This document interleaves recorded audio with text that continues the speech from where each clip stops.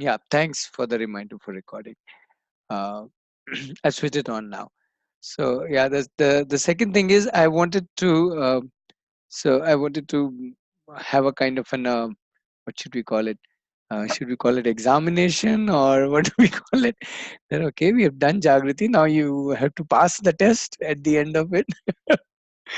So I thought this is a good topic as a topic, and so we will see how well you apply all the 9 or 10 sessions onto this topic. How's the idea? So, so what we will do is, you will ask the questions and you will only answer the questions. How's the idea? And well, you can see whether you pass or fail. Obviously, the pass or fail is just a joke. But the idea was, yeah. So we use this as a way to, so it's like a dual purpose, two in one kind of thing. We use this topic to understand all the other uh, 9 windows. Uh, yeah, I'm not talking about facilitation as a window because I'm talking the first 9 session as the 9 windows. And so we use this topic to understand those 9 windows or review our understanding of those 9 windows. And at the same time, using those 9 windows, we together understand this not so commonly talked about topic in more detail. Yep. So we get, but yeah, my idea is you only ask question and you only answer them. I think that would be the best part. Yeah. Uh, right. So that's the thought. Any thought about this thought?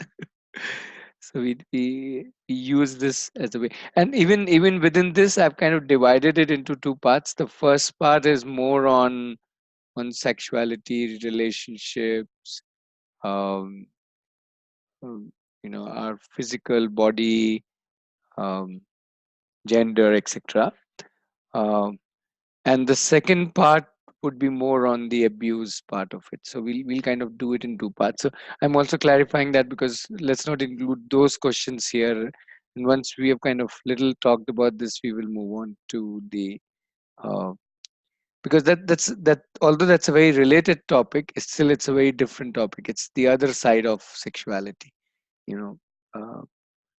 So we will take that separately. Right. So any thoughts at this stage?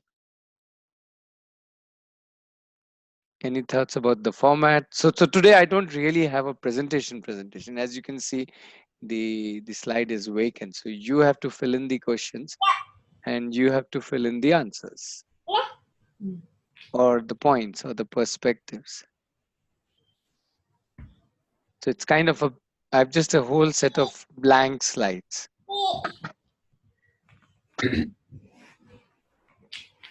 Like how you get the exam, paper where the rest of the paper is blank, right? So you only set up the test questions and you only give the examination and you only assess. So I'm okay. So any thoughts? Any thoughts about the 2 points that I shared?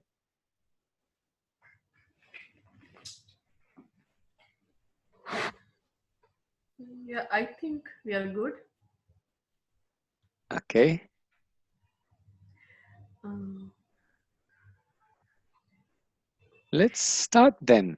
If we are good, let's start then. So so I think Wrinkle wanted to share what scenario topic question she had taken up. So you can first just share your questions, and these need not be just the question that you have taken up in as a pre-session preparation. It can be more questions, and I'll try to put all the questions down, and then we can see how you want to take those questions forward.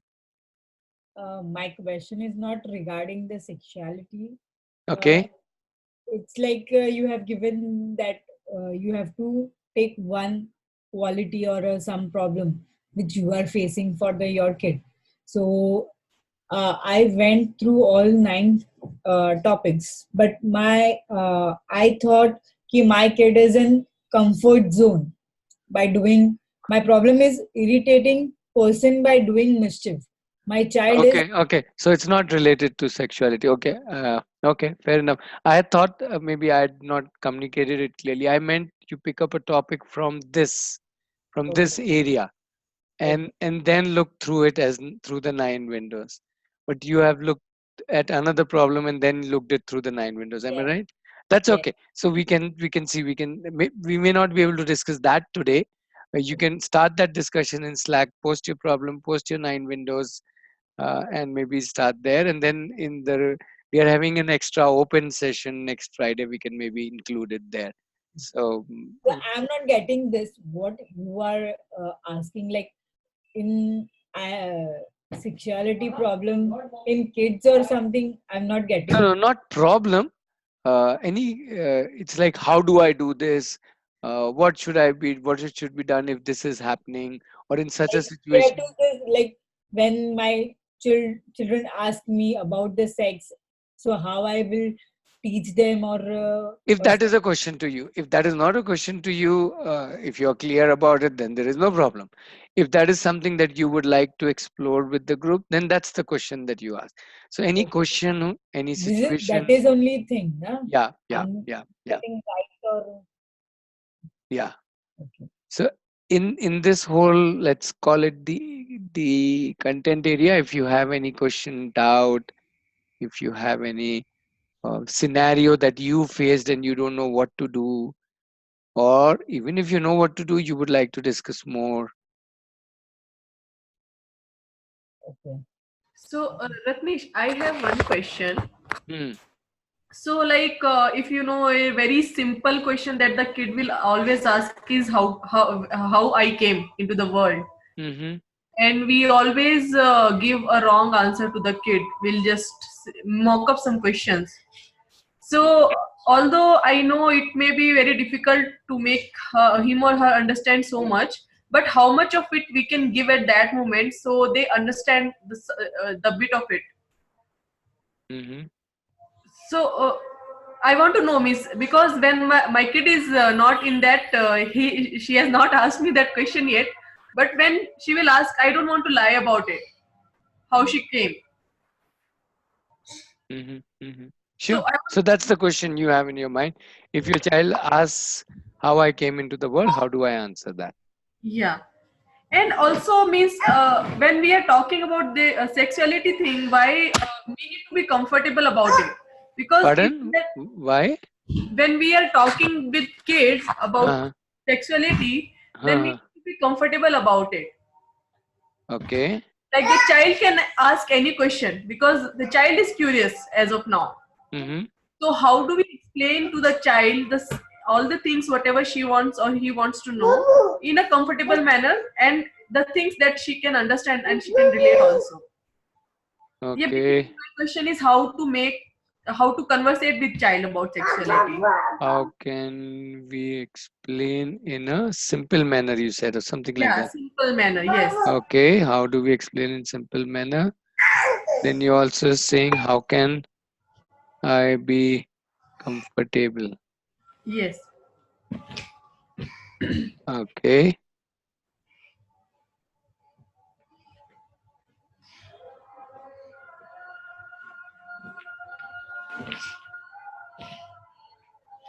Anybody else? You have any questions or, I have a uh, question. yeah, yeah, please go ahead.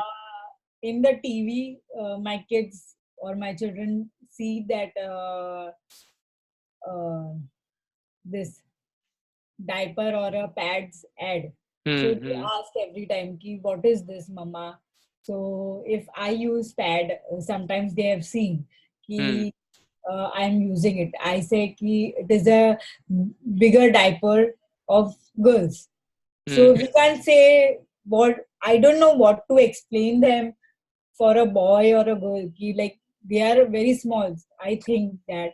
So how I explain them ki it is a period that comes every month, and Okay. what question they will ask again and again, what is the period, why boy is not getting, and why the girls get, and everything. Okay. So, in a way, your question is similar to Deepti's question. In the sense, you're saying when a child asks questions related to any aspect of sexuality, how do we answer? Yeah. Yeah. Okay. Which is why I'm putting it how I Like, came into the world I slash don't mind any. to give the answer directly, but Sorry. I don't mind to give the answer directly, but Mm-hmm. it is good or bad that I don't know. Like, Mm. I have to give the Right. answer I will directly. definitely tell you it is good or bad. Yeah. Okay. Okay. So there can be many such questions, right? The child could be asking many such questions, like Lakshmi is talking about gender differences and all that. Why does girl have this? Why does boy have these?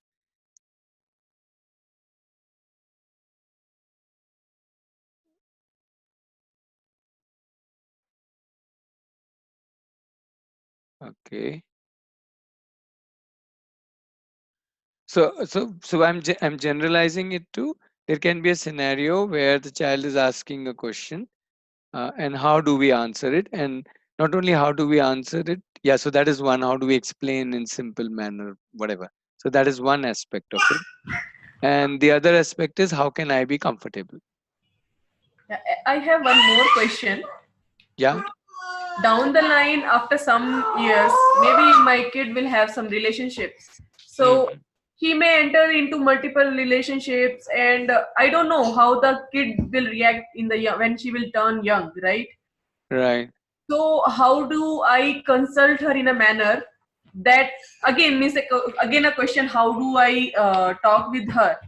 So how do I consult her in a manner that will be beneficial for her, and that she is open to me about her whatever is happening to her, rather than she think my mom has become a boss, I don't want to talk about it with my mother, like something like that.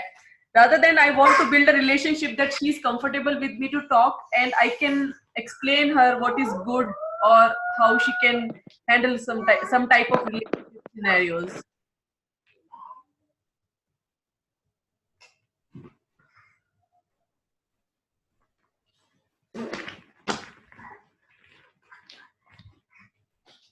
Okay.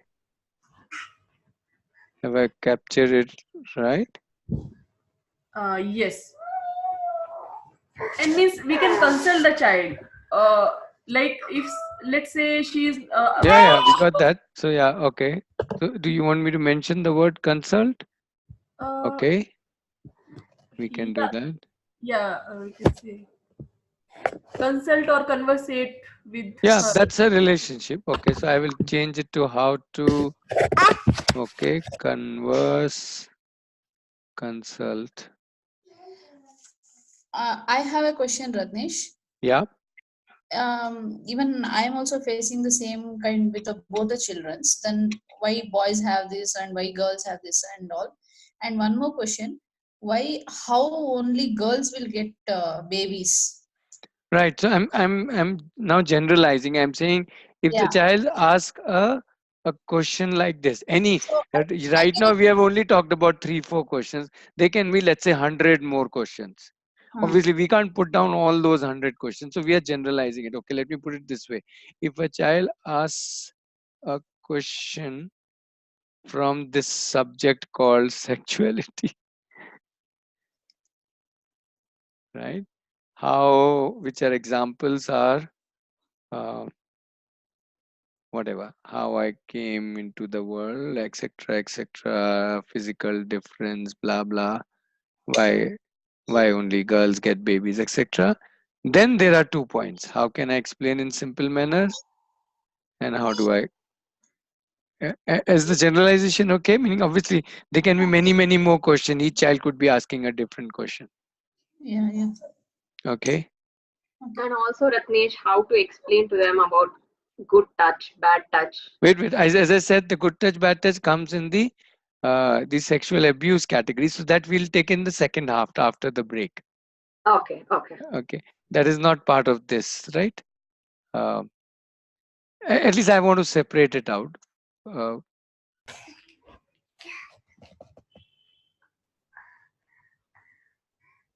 I have one more question. I don't know if it is related to sexuality. mhm. So, like, as a kid, the kid is more insecure about the mother. Means she will not let my husband to be around sometimes. So like I feel that there should be a balance. Like the child should know what is the relationship my mother and father are holding. And but again, being a child, how we can communicate that to her? I don't know if it comes under this category or not. Are you trying to say that the child wants to be or demands your, let's call it, attention, and is Yes, not letting you give attention to, let's say, to spouse or to other people? Is to that other what you're people also. Yeah, correct. that really doesn't come under this category. Meaning that is a regular behavioral thing that I want you now. You don't do anything else. Forget talking to anybody. You don't even do, let's say, your work or whatever. It could be anything. Yes, yes, correct. Yeah. You are my whole and soul property, so please behave to my commands. Isn't it? That is what the child wants. Yeah, correct. That's a fair demand.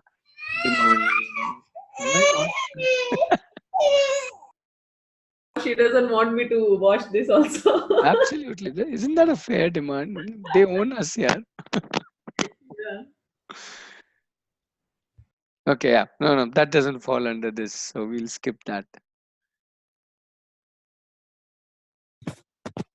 Ratnesh, I have a question that sometimes when we are watching television, any serial or movie, and there are normal hug and kiss scenes, which maybe today, like me, my husband, and my family are pretty comfortable around if two boyfriend girlfriend are just kissing or pecking on the lips or something, but maybe for the child it's new. So in those cases, should we kind of avoid, I don't know what they're thinking, like should we not let them see these scenes where they're just kissing each other on the lips or smooching, or is it okay? Because for us it's okay and it's normal, so I don't know how the child perceives that.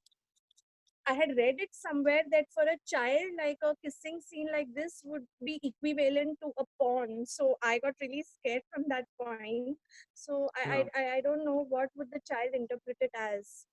That's the problem with reading too much. Okay, okay, fair enough. So what to do with exposure on TV, movies, internet? Yeah. Yes. Mm. Hmm. Uh, Ratnesh, I have a question. Sure, sure. My kid is friend with a girl, so he's a close friends. Sometimes they are like physically very close. He's keeping his hand on his shoulder and everything. So now it is okay. Afterwards, how can I stop him, or I can give a education ki you have to stay, you have to keep a distance, or 33 feet. yeah, like how I can explain him, or I have to give the education for. Yeah, first you have to give him a measuring tape. He has to measure the distance, no? No? Not that way. Then which way? How else? If you say maintain a distance of 2 feet, then you need to give me a measuring tape. I need to measure it and see am I in the right range or not right range. We don't have problem, but girls, father and mother will kill us. Really? Okay. पूरा TV serial बन जाएगा फिर तो. Okay. Okay. Any other question, scenario, anything that you have? Oh, what do we do about this? How do we deal with this?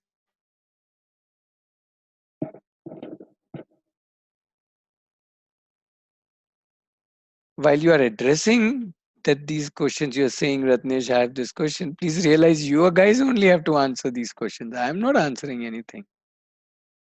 So this is your question paper. So give some tough questions, few more tough questions so that we can test you. Anything else that you feel like, oh, I don't know what to do, I don't know how to do? I have one more question. Let's say, let's assume that because of some reasons, the kid has already developed the habit of not telling us something, not being comfortable to share something with us. One second, okay? Then, how can? Sorry, I will come back later. Okay, I will type. No, no, okay, but we got your question. Child not comfortable with sharing, may even tell lies. Even though in your scenario, the child may not be, but child not comfortable with sharing, may tell lies, hiding. Yeah, okay. What to do? Right. Hmm?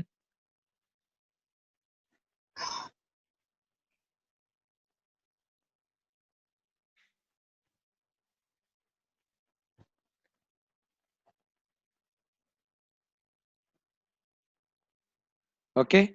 Uh, shall we start with this much and we can always add more? Yeah, my question is like, is co-education like better, or like only girls school would be a better option? Okay. Okay. And other thing is like, for girls, the other question is like, um, at what age, like, that, or that topic about the good touch and bad touch, which I posted earlier also. So what would be, I mean, how to, like, of course there are good people in the world and there are bad people, and but how to introduce to the child as to not, bring in more fears than they already have? I didn't Till get it. what age, Uh, uh, till what age the can the second part, children? one is you said at what age we do that. What was the second part? I didn't get it. The fear part. uh, yeah, so like, as I was telling about my daughter, No, so that part I I get. So what is? So you're saying the child has some fears. So then what is this? What? no, like introducing this topic, that good touch and bad touch, so Hmm. this can, expose the child to a topic, and introduce unnecessary fears in the mind of the child.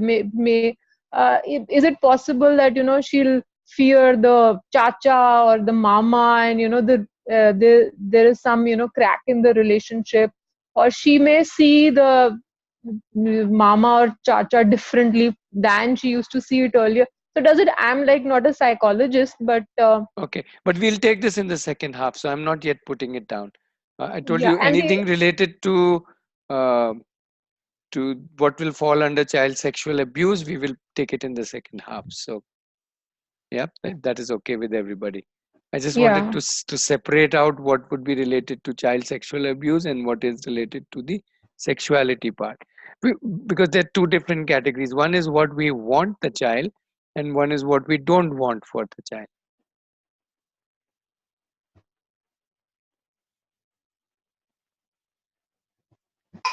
Tejas is saying, "What is girlfriend? What is boyfriend?" Is it the child asking this question,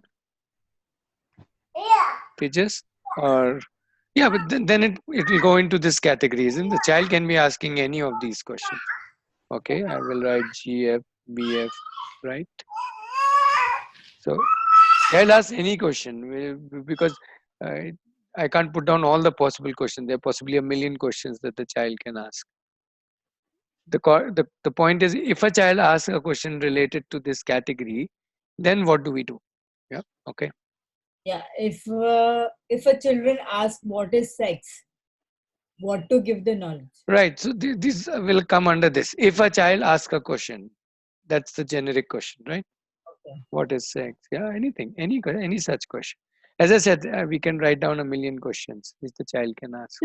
Today only, I would like to share this, that today only the, child's school principal, she told me, if you are not exposing the children to TV at home, or, there's no exposure at home, but even a class 3 child or a class 4 child may know all that, even that what you also don't know. So whether you expose the child at home to television or things like, So don't think that the child doesn't know. Yeah. So, sorry, I still didn't get the question. So this is what the principal feels or thinks. Yeah, she thinks that I'm Yeah, being yeah, too protective, like I yeah, don't yeah. But let what the is your child go. question? What is your question? That is what she thinks, that this is what children may know, may not know, which is fine. This is what she thinks. So What my is your question is, question? like, I can be quiet as long as the child doesn't ask any questions Okay, regarding that topic, right? okay. So I is need it to be related quiet. to at what age, or shall Yeah, we wait till child ask? Is that your question? yeah, that probably, Shall we yeah, wait that's my till question. child ask, or be proactive? Okay. One more question, that is again, it can be hypothetical or real time also. Let's say tomorrow child is coming and saying, what if I have multiple boyfriend or girlfriend? Why don't you allow me for that? Or some anything, why can't I have a baby before getting married, or anything, any hypothetical or any real time problem type of Right. So question. can we just again include that in a question that the child is asking on this subject, or do you Okay. think that's a totally different question? That's what I said. There can be million questions. Yes, We yes, haven't Yeah. written. We have hardly written 5, 6 questions. There can correct. be a million questions at different ages, totally based on different things. Yes. Yeah. Yeah. Uh, so And one more question, like, if the child is in a boarding school, then should there be separate hostels for boys yeah, or that's girls, or it's co-education or not, common? whether it's in hostel, Yeah, whether it could be anything. Yeah, Gunjan, it right, need right, not yeah. be education. It could be anything. Should children be sleeping when we go to a cousin's place together or not? In one room, Yeah. should my child go for sleepovers? Whatever. Okay. So yeah, it could be. So it need not be just co-education. Why only in classroom? It can anything can happen anywhere if you are worried about that. Right? I'm sure you have considered that. It's not just about classroom or hostel. It's about anything. It's about cousins, friends. Should I allow my child to go to some other child's house and A play? classroom would be a restricted environment, but a boarding school or Why not a friend's house? sleepover. Why not a friend's house? Not even a sleepover in the daytime. Why is that not a Yeah, if you mean if there are boys present, or pardon? it's just a girls' day out. I don't know. It could be girls also. Why can't it be? Or why can't it be girls and boys? You decide. What is yours? What is your belief? What is your concept? What is your fear? What is your anxiety? But I'm saying it could be anything. It could be boys, boys, boys, girls, girls, girls, boys, girls playing together in the park, in the play place, in the room, in a swimming pool. Why only school and hostel? They are not like, we're not sending them to dungans there, that they are scary places. It could be right there in the next room while you are in kitchen. Why not? It takes for a child or for anybody to do anything, it doesn't take 1 hour, right? If a child is curious to see, let's say, what's inside somebody's clothes, how many seconds it takes? You tell me. So why is it about only about school or education or about See, I hostel? It can't can't be. imagine that right now because my daughter doesn't have like No, no, no, no. boys coming in the home. That's not the So point. The I can't point is, imagine that scenario. that's what I'm saying. It's not about boys also. What about girls? Yeah, are you okay with girls checking out Yeah, girls? I'm yeah, I'm okay with that. Checking out genitals? Are you okay with that? If that's the curiosity they have, so yeah, it's okay.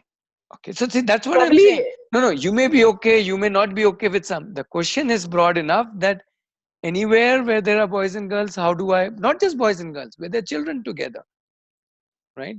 As I'm saying, do not extend it to just hostel or to school. It can be anywhere.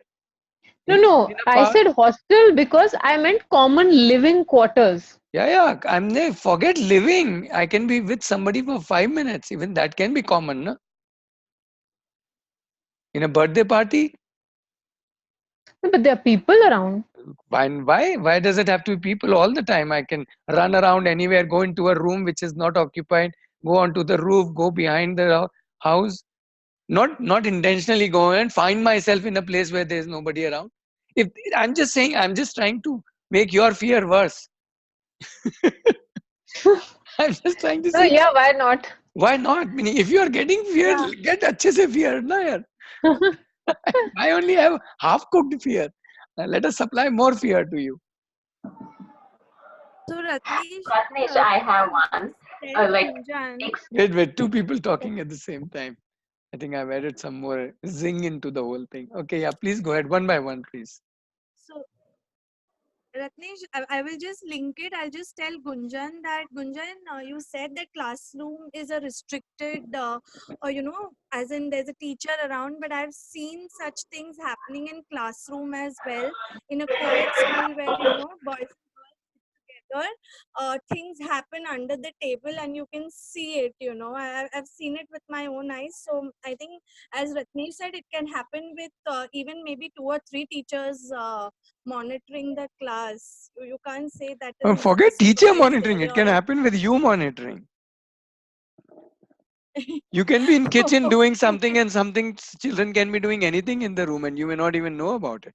You may know about it. You Yes, may not. If you're imagining the worst case scenario, let's imagine all kinds of worst case scenarios. Why yes, not? yes. Yeah, then Ratnesh, this brings one more question to me. Mhm. So, be it a girl child or a boy child, how do we teach the child to respect the human being as a whole and not focus on a single part of the, let's say, sexuality or any only behavior or intelligence? So, means how we teach our child to respect a person regardless of the condition, regardless of the filters. I don't know. I think with that we have talked enough, haven't we? HOMs, empowerment, what all? We talked about that only. Not respect in terms of respect, but in terms of understanding. And I think we've talked. But anyway, if you think that falls here, I can take that as a question. Um, Yeah, means I will say, like, not only physical attraction, always kind of thing. So how we can be, yeah, then it's too broad a question. Then it's like saying, how can human beings respect human beings in general? yeah. But then right now, I think that we've kind of discussed that enough. Um, Oh, okay. yeah, Ratnesh, I wanted to ask yeah, something. Lakshmi. Yeah, so it's regarding my niece. She's a teenager. It's like convincing, saying something which is convincing for the teenagers because they always feel like, so what is wrong if I hug a boy? What is wrong if I kiss a boy? He's my friend, and you're not cool. You're always mean to me. Like, trying to make Right. them Will it understand come what's under this? How to converse, consult, so that we can support the child in her or his relationship? Will it come under yeah, this? Yeah. So correct. yeah. Yeah. Okay. So it's already there. Okay. I think let's Uh, pause here. We can have Ratnesh, unending questions. Okay. Let's take one last. Yeah. Ratnesh, just one last, and I don't know if it falls into one of the categories, but that when they grow up, they'll have their friends telling them something, someone else telling. Let the child know that it is best to discuss it with us, or his parents or me, so that you get the absolute correct picture, and will always have their best interest. So to develop that bond with the child, so that he or she knows that maybe that will come under the consult bar bit, right? Maybe it will come under that. Maybe it will if the child asks a question. I think it will come under everything. And one more thing, And just you will one need more a thing. nice maybe Fevicol, Eraldite, acha bond. So, Ratnesh, one more thing, like, what I think is, like, we think like our child is, uh, let's say, he or she is, what is empowered enough to take care of herself. So, in this situation also, can we leave it to the child also, that the child can figure out himself or herself? Figure out what? whatever questions, whatever curiosity he or she is having. Let's say she doesn't want to ask with us. She wants to ask with her friends Hmm. or someone else. So can we leave it to that? Means can we leave the choice to the child? That's up to you. Sorry, I'm not sure I got your question. Meaning, No, no, leave you it to the child, as in about uh, what? okay. And Say let's any curiosity that you're saying the child has, can we leave it for the child to? Uh, explore. I okay. mean, if we leave it to child to find the answer herself or himself, rather than just giving a straightforward answer to him. So okay, okay. I think that will come under the same thing. Child ask a question on the subject of sexuality. Now, how can we explain, or do we explain, or do we leave it to the child? Yes, Right? yes, correct, yeah.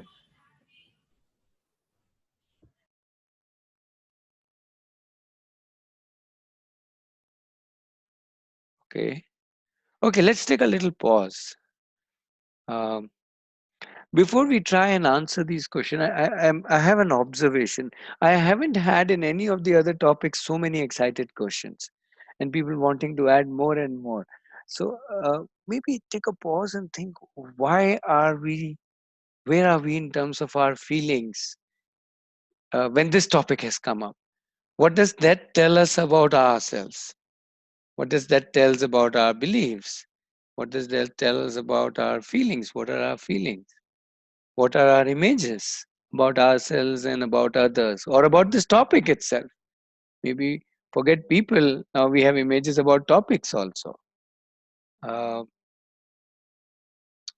take a moment to think about, where are we? Uh,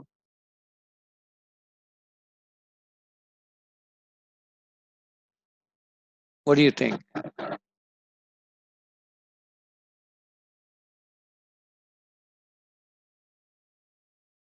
Does it surprise you, or does it amuses you to think that we are kind of, we have so many questions in this, and we want kind of to know, um, does it, what does it tell you about you yourself? um, yeah, yeah, any thoughts? Yes, so excited probably because it's the last session, not actually because it's because of the topic. Probably we're feeling that the session is going to end, so let us whatever comes on the I'm mind, not let's sure just about ask. that. No, I We have already decided we'll have a Q&A session, so I don't think that should be a reason. Um, okay, they're just saying because I have not gone through it. Okay, um, but Uh, I'm not too sure it's because it's the last session. Is it because of is this? it because when we have girls, then we are more worried, or if we had a like boy child, then the concern would not be so much like. But we don't know, Kunjan. How can you say that? You don't have a boy child, so how can you say that? No, I'm Maybe if just you had a boy, you would be as concerned, or even more, maybe. no problem, not as much. How do you know? You don't have a Yeah, boy. or right. Uh, I yeah, think Pooja here, Gunjan. Being a Yeah. boy's mother, like I have my son is 8 years old. So my first question came to my mind right now at this age, that how should I make him respect someone's body, like someone's right towards its his or her body. So I just want to share my situation with you. Like we are a joint family, and he's 8 years, and her cousin is Pooja, wait. yeah, Let's, yeah, yeah. sorry. I'm pausing you because I want to bring back focus on, yeah. Meaning there will be Answers, situations, yeah. there will be questions. I'm Hmm. saying, I'm still at a very more basic thought. Why do we have so many questions? Why are we so? I'm not even call it excited. I would almost say anxious. At least that's what I get the feeling. If you're not anxious, please tell me you got it all wrong.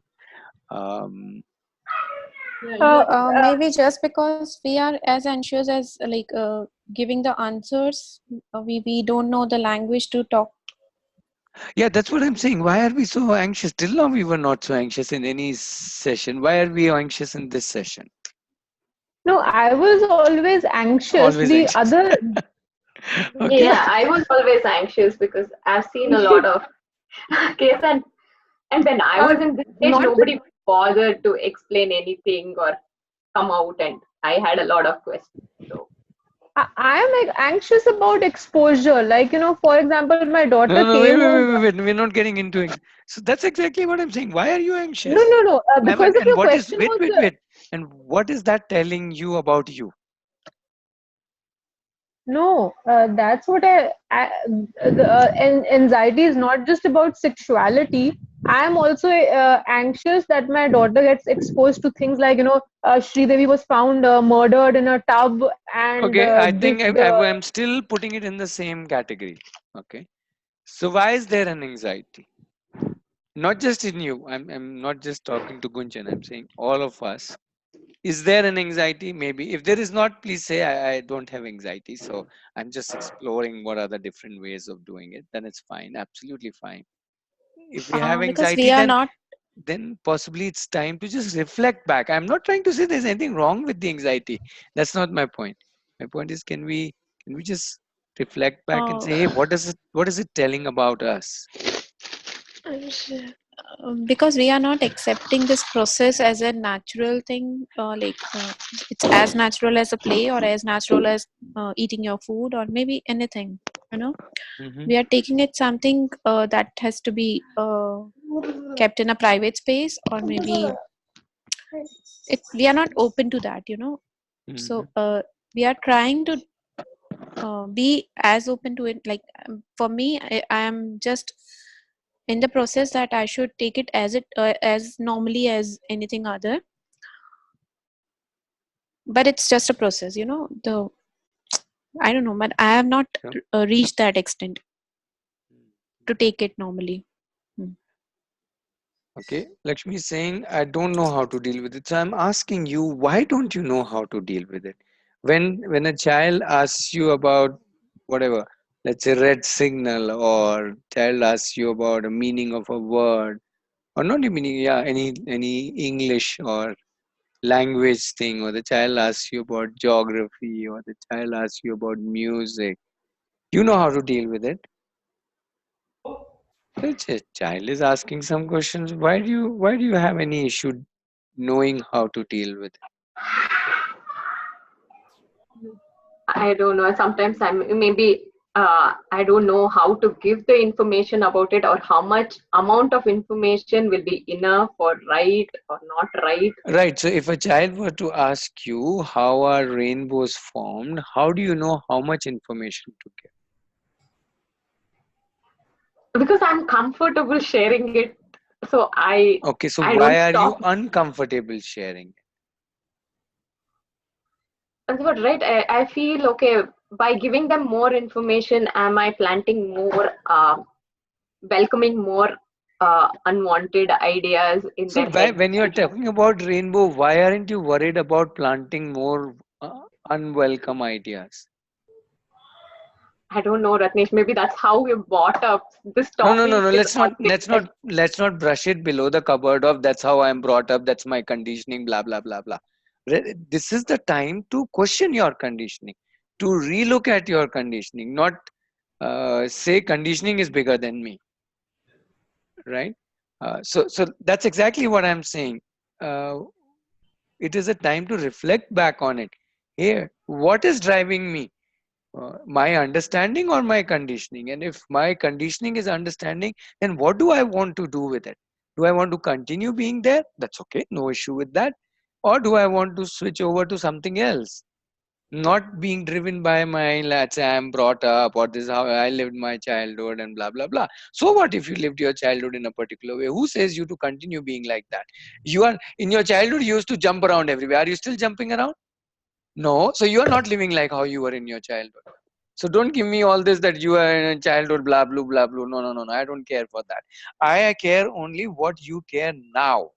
So let's talk about now. You are a fresh human being right now. If you say I'm conditioned, that's your problem. If you say I'm not conditioned, that's your problem. Or rather, that's your stance. I have one thing when I feel like how much to explain and I am comfortable explaining her anything. Okay, but what I have heard from multiple sources is like if the child will see any adult scene, or if the child you will explain all these things in such a more detail, it makes the child Okay. Pause. yeah. If the child asks you, what is a rainbow, will you do a spectrum analysis with a 6-year-old? No. Why? How very bad of you. You can't expose your child to spectrums and temperatures of colors, and how the whole wavelength works. And what is this, Deepti? A 6-year-old is so unknowledgeable. No, I am saying when Why will you not explain all those things? yeah, because what I have heard is like if you explain these things. No. What is this? These things? I'm talking about rainbows. Which these things you are talking about? Hello. Good morning. I'm not talking about any other these things. I'm talking about a rainbow. I'm saying, what will you explain when a child talks to you about rainbow? Yeah, miss, whatever information I will have, I will explain. Okay. And why will you explain whatever information you have? Did the child put a gun on your head and say, whatever information you have, come on, give me all the information? Like, give me all the money. Did the child say that? Give me No. all the money? No. Even in that scenario, you're choosing to give some information. And you may choose not to give some information. Why? On what basis do you decide what information to give and what information not to give? Let's assume you know the frequencies and the wavelengths of all the colors and blah blah. But the 6-year-old asks you what's a rainbow. You don't start with beta. Let's understand, this is the wavelength of this color. This is the wavelength of this color. Now, when refraction happens at this degree, this refracts this much, so this color happens this much. Do you say all that? No. Why? Yeah, I think They the can't understand. yeah, because we think it will And be how do you know they can't understand? Maybe he was Because a they're not physicist in his last exposed. janma and all that. maybe the child will lose interest itself. He'll say, "Stop, mama." I didn't even ask. I asked you simple Okay, questions. interesting. So you want the child to have a continued interest. Maybe, but Okay. I know one thing definitely. If I will explain her so much, he will ask me to shut my mouth. Okay, so on what basis do you decide what to share and what not to share? We try to understand till how long the child is getting along, and once I feel the child is not getting along any longer, And all of this is based on your feelings? maybe questioning the child, are you understanding, do you want to know more, something like that. Mm-hmm. So where do you start? When the rainbow child asks how are rainbows formed, where will you start? Okay. Till now nobody has asked me, so let's say somebody asked me, then I will say whenever rain happens, rainbow will come. Whenever rain I Deepti mean, को वापस school भेजो. Let's send her back to school. She's saying whenever rains happen, rainbows happen. Okay. better I need to clear my fundamentals first. No. Hang on. Take a pause. Where are we? What are we trying to do? How do we? Let's look at the question again. Hmm. How do we assess? Okay, what is it that we want to share and what is it that we don't want to share? What is it that the child is understanding? What is it that the child is not understanding? That's one question. The second question is, in a situation when a child is asking a question, what do you want? Have you heard this question before? Yes. What do you want? When a child is asking, Mama, how are rainbows formed? What do you want in that scenario?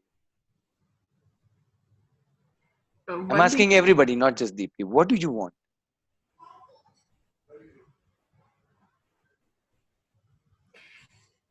We want to Um, have her curiosity there, and we want him to explain. Like sorry. sorry. So Okay, I think Tejas, with your mic unmute, it was echoing. Deepti. So let's hear out Deepti, then I'll take Tejas. Yeah, Deepti. yeah. So like we want him or her to to explore itself rather than Okay. we give it a So stop. then why are you giving Gyan? You just now said I will explain this rain and all that, something you talked about. So Yeah. I mean, let's pause. Let's go back. That's what I said. Let's start with, hey, what beliefs you have. So in rainbow, you have a belief that let him find out himself. Now the child comes and asks you, Mama, whatever. Pick up any question. What is sex, or what is how do I come into the world, or why is boys and girls different, or what is a girlfriend? At age of 6, should I have 5 girlfriends or 10 girlfriends? Whatever he's asking or she's asking. What do you want?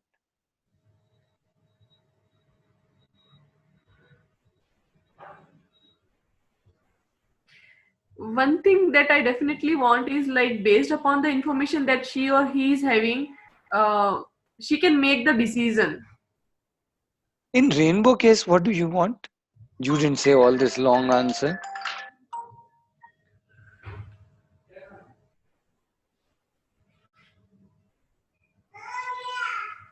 So is it that the topic has changed? So my response have also changed? And if topic has changed, then my response change. That means I need to go back to beliefs.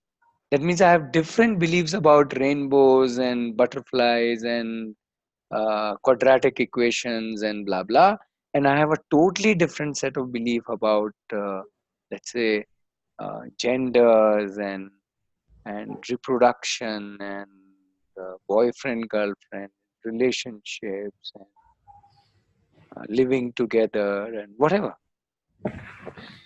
So let's decide that. Do we want to have different beliefs? If we have different beliefs, what are our different beliefs? Why we need different beliefs? Which beliefs we want to question? Which beliefs we don't want to question? Right? So I'm not trying to say you shouldn't have different beliefs. You can have different beliefs for every question.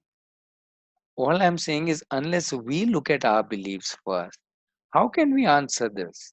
Because then there is no one way to do it. If we are right now 16 participants in this session, 16 of us will have 16 different beliefs, isn't it? Okay. Now, how can anybody supply you with this is the way to go about it when you yourself have a different belief? I'm not trying to say your belief is wrong or right. None of our beliefs are wrong, none of our beliefs right. They're beliefs, right? They are filters which we are using. They are, yeah, filters is one analogy or whatever. There are sunglasses that we are using.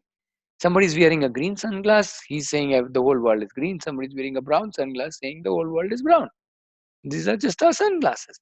Now you have to see what are your sunglasses, what are your beliefs, and do you think that you want to carry on with that belief, or do you want to little adopt something different?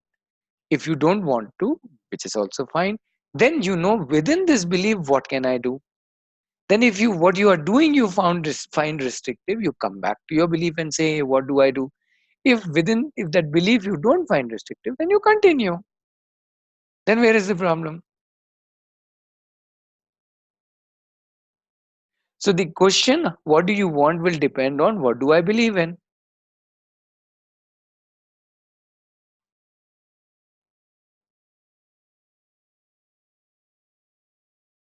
If you believe child can explore rainbow, but you believe that the child should not explore the concept of girlfriend, boyfriend, or kissing or whatever, then that these are two different beliefs. Then where is the problem? There's no problem. Then when the child comes and asks boyfriend, girlfriend, you must go, well, better me. I'll give you lecture and follow that. Okay. Obviously, that belief doesn't allow you to do anything else. Obviously, I'm dramatizing. I'm again just trying to make it to show you that it is not about what answers I have. I don't even have an answer. It is about your own question, which you need to find your own answer based on number one, what is your belief, and number two, what do you want?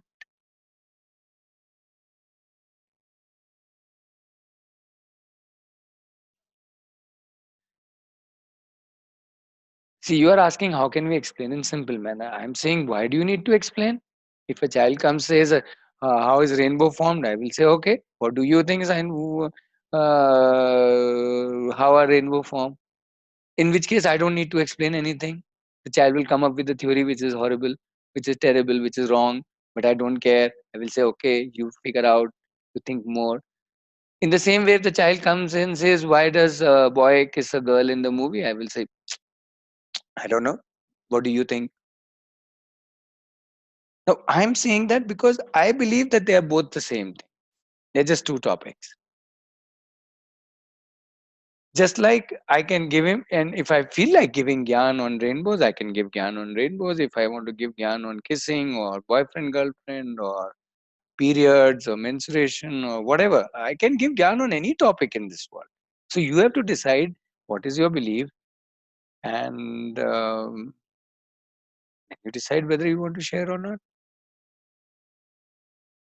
Okay, so Tejas is saying, I believe this is not the right age. Now, Tejas, my question is, how do you find what is the right age? Do you have a chart? Like they have that age height chart. Na? If this is the height, then this is this. So if this is the age, then this is the question. Do you have a chart? Please share with us.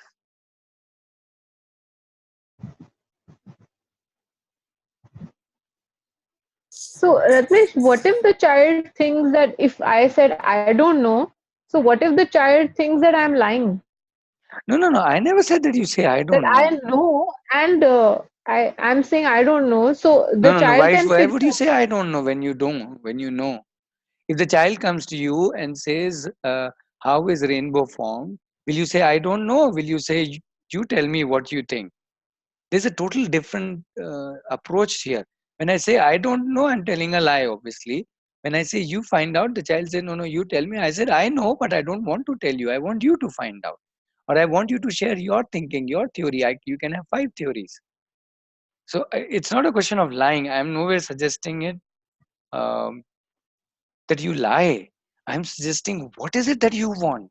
If you want to lie, please lie also. There is no problem with lying. We lie all the time, all of us. At least I do. I don't know about you all. No, I can lie, but what if the child figures out that I'm lying? Yeah, that anyway the child will figure out one way or the other. Okay, my point is not about. Let's not get digressed into lying. My point is, see, the whole answer will depend on what you have to decide. That how can I decide? And for that, first of all, you need to sit down and say, hey, what are my beliefs? And is any of the belief that I have, do I want to challenge them? Do I want to play around with them? Do I have a game with me of playing around with my own beliefs? And if you say, no, no, no, these beliefs I don't want to play around, I want to leave them as it is, which is fair enough, then I need to start thinking, okay, but if this is my belief, then what is my response? Then your response is based on your belief, not on some article said do this or do that or anything.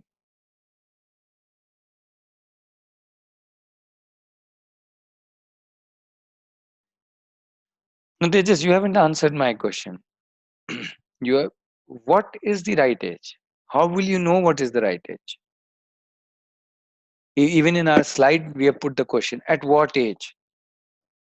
Right? So that's my question to all of you. At what age? What age do you tell child whatever you want to tell the child? How do you decide that? Good question. Yeah, this is, That yeah, at any age. So I just got that thought in a single moment. That's what I write it. That on that sexuality, I have a belief. It is obviously just a belief. I would like to play around with that belief, and there is no age for it. At any age, anything can be given him a different way. Not a problem. Okay. Like if I want, if I really want him to explore this subject, then I will give it and I will take it on that way. Like okay, what do you feel about it? And these are the very basic question where I will start digging around it. Yeah. And the trouble is, or not the trouble, the good news is he will anyway figure it out. Yeah. Whether you want or not, he will see some 10 movies or talk to 10 friends or 10 sees 10 things happening, and he will have his own theory whether you like it or not. Absolutely. In fact, they already have a theory. You go and ask your children, what do you think, what is a girlfriend, what do you think, what's a boyfriend, what do you think is sex, what do you think is kissing. They already have theories right now in their mind. We are not ready for it. And it's an open invitation from their end actually, that we would be their friend, or if they ask it, it's a great thing for us, right? That I got a chance to Absolutely. get into his friend list, like 3-4 people he would have asked, and I am also he's asking them. It is I like chance. that thought. I will rejoice. I will throw a party. I will send a box of chocolate to Ratnesh. Absolutely. That today my child asked me this. That Yeah. what is sex, Dad? He's asking. Great, isn't it? Wow. What better than that you want? What better than that? Send Ratnesh a box of chocolates or Yay. laddus.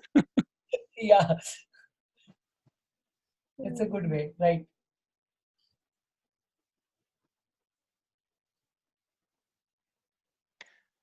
So let's go one by one. So question number one. If a child asks a question on a subject called sexuality, what should I do?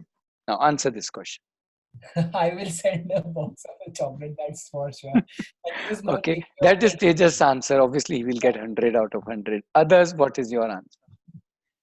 What would you do if a child asks a question from this subject called sexuality?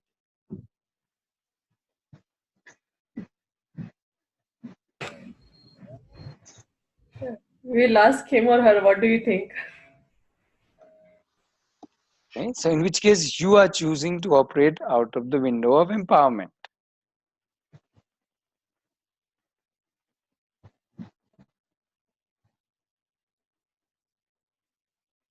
See, which is why I sent you that preparation for this session. That unless you one interesting way, sorry, forget that unless part. One interesting way to take up any of these questions is to actually go through all the 9 windows.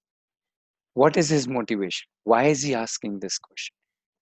What are his beliefs? What are my beliefs about this? When I hear the word sex, what happens inside me in terms of my beliefs? Does somebody starts firing? Oh my goodness, my child is asking. This is a totally taboo area. Blah, da, da, da. Wall built up quickly, quickly. Cement lao. Wall pakka karo. Door close karo. Nobody should hear it. Neighbor shouldn't hear it. Any device which is getting recorded. Blah blah blah. Right? What is it? So what are my beliefs? Similarly, what are child's beliefs? Right? And what do I want? Do I want to empower? What images do I have? Do I have a, if a child asks this question, what is sex, what kind of image do I have? What if the neighbor's child is asking my child what is sex? Then what image you have about that boy? He's a bad boy or a bad girl? Come on, we are locked up so much in our images and beliefs. Where will we go? Will we say बेटा उसके साथ मत खेलो, वो ऐसे question ऐसे वैसे question पूछता है. He asks that kind of question. What is this that kind? When your child asks, it's fine. When the neighbor child asks, it's that kind of question. So where are we? We have to look at our own images. We have to look at what do we want. We have to look at which habit of mind is kicking in. Ours, forget the child. But the other way could be, okay, which habit of mind can we develop? Can we not develop responsibility? You were talking about respecting others. I said, forget respecting others. Can I have responsibility of others? Of what I do to others? Isn't that a HOM to develop? Which will include what I say, what kind of actions I make, how do I make others comfortable, uncomfortable? Can I develop that? So is responsibility more important or respect more important? Something to explore and so on.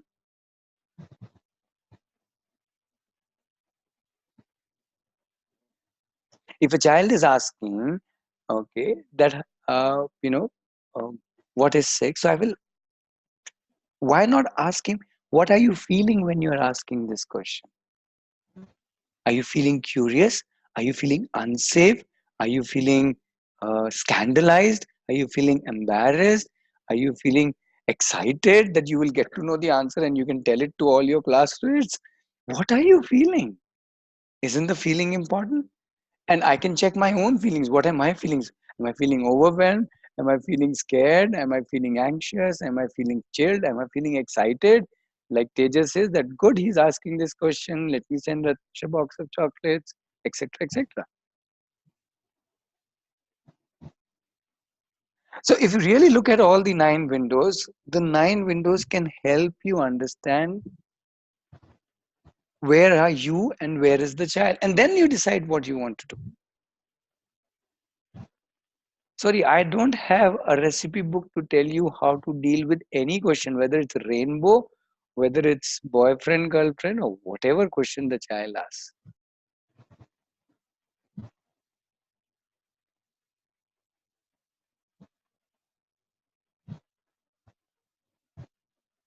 What you, how you respond to your child is your problem. My job is to create more problems for you.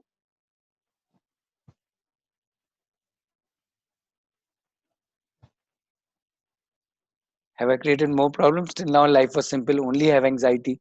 अभी अरे बाप रे, अभी anxiety तो छोड़ो, अभी तो beliefs देखना होगा, then we have to look at motivation, then we think of feelings, then we have to acknowledge them, then we have to think of images that I have, then I have to think of, should I empower him or not, in what way do I empower, what beliefs empowerment will create in me, where does creativity come in, do we collect more data about this?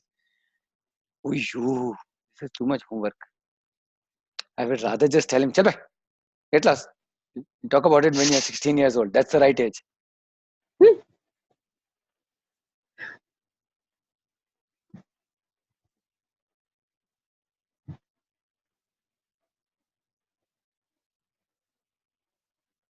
So I like Deepti's question. She says, how can I be comfortable? And my answer to that is, or rather my question to Deepti is, why do you want to be comfortable?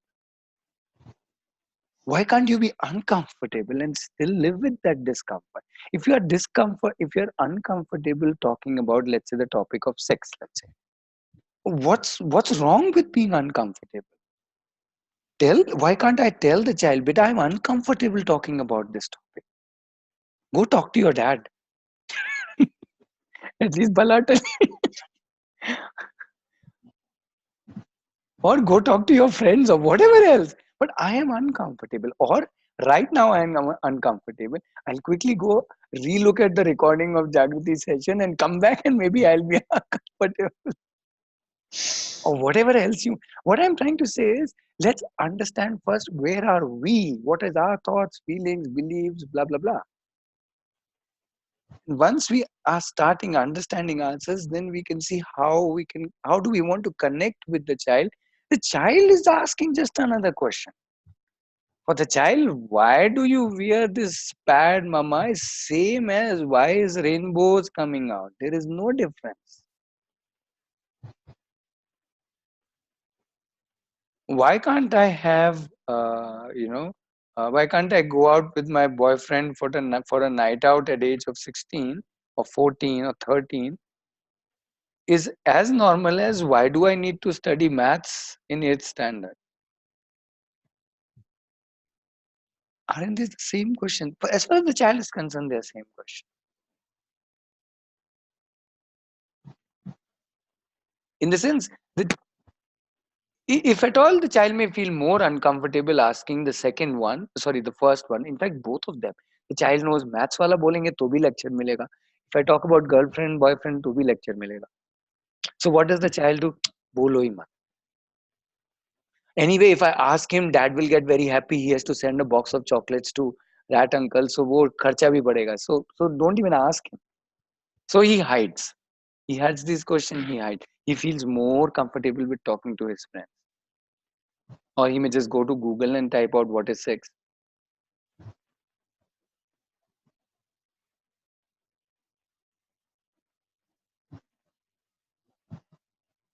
At least nowadays, Google Mama is available.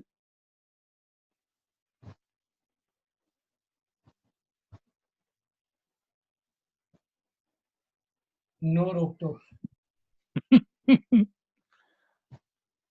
Well, Rook Talk was never there. Now it's a different, just a different medium. Right? We've all lived our childhood. We all knew how we found our own answers in different ways. Some we ignored, some we found out, some we hid, some we talked about, some we speculated, some we guessed. Right? I'm saying mix. I'm not saying any one way.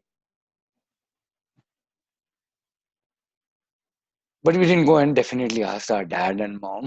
I don't know how many of you did that. So there's just one question coming that if they really feel, if they really want to share with the partner who are freedom, where there is a freedom of everything, no one is going to judge, no one is going to, then why don't build that relationship then? Yeah. So Forget you about have so you have answered the question in the orange up there. How to converse consult. So you are saying let's build a relationship of what? What qualities you said? freedom that they can, Freedom. Okay. You mean openness. freedom, Open. Oh, you openness, no. You said non-judgment. That's an important one. non-judgment. I do not judge. Yeah, Obviously, non-judgment. someone will be feeling that the other person is not going to judge me anything, so I'm so free about talking to him. So like searching on Google, no one is going to judge. I'm just this thought have come after this Google talk, so I'm just thinking on it. That why don't I make a relationship with him that he can ask me anything and everything about this world. Yeah. So if you ask me this question, I don't know who asked that. How to converse, consult. I think all of us know the answer. I mean, if we don't know, we can ask Tejas. He knows the answer. It has to be non-judgmental. It has to be open. It has to be free. Uh, and for that, we need to have looked at our beliefs before we are ready to judge the other person or put this as wrong, right, good, bad, ugly, worrisome. So we all know this. Meaning, come on, we don't. I don't need to tell you this, or nobody needs to tell you this. How do you build a relationship? Only if you are non-judgmental, to the extent that you can be non-judgmental. I'm not saying anybody can be 100% non-judgmental, but we can only be non-judgmental about a particular area given we have understood our own insecurities.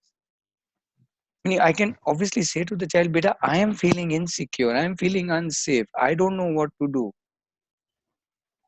So Gunjan, if you are feeling anxiety about something, that's all right. If I'm feeling uncomfortable, isn't it all right? Isn't it all right for me to be uncomfortable, anxious about anything? It's my feeling, come on. And can I not be open enough to the child to say, beta, this topic, my BP goes to 130, from sorry, 130 to 160. Don't even talk about the lower limit.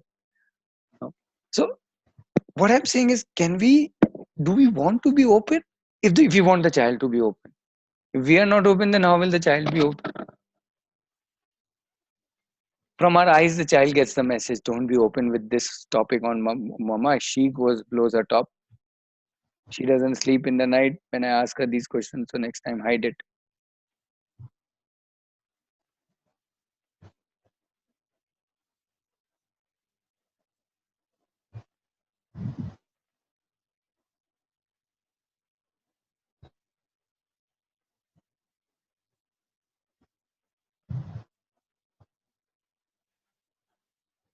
In the same way, when you say, shall we wait till the child asks or be proactive? So I will ask the same question.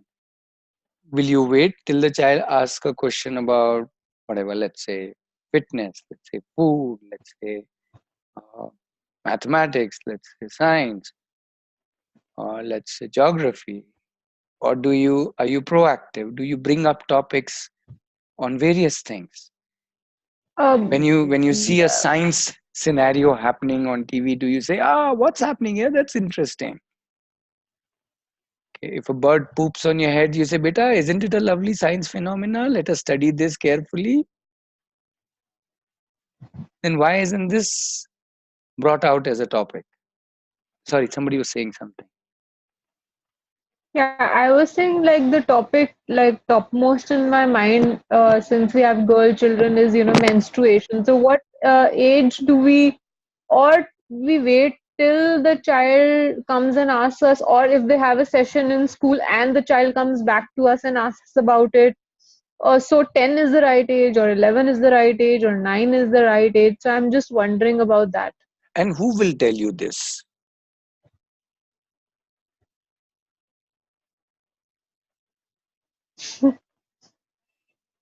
Tell me, who will tell you this? Should I send you the book of ages, which has age written for every single question in this world?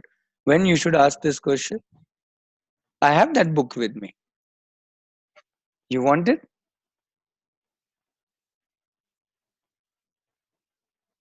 Obviously, you don't want it because it is not relevant. Your child is different.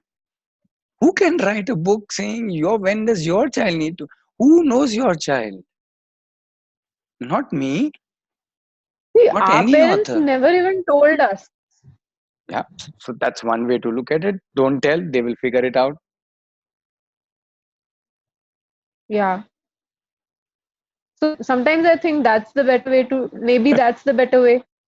Maybe. But what if the school holds a session and all the Yeah, children come to know about it? right. What if the TV, there is an ad? So, see, you can't go by what your parents did. When your parents did, YouTube was not sitting on your nose.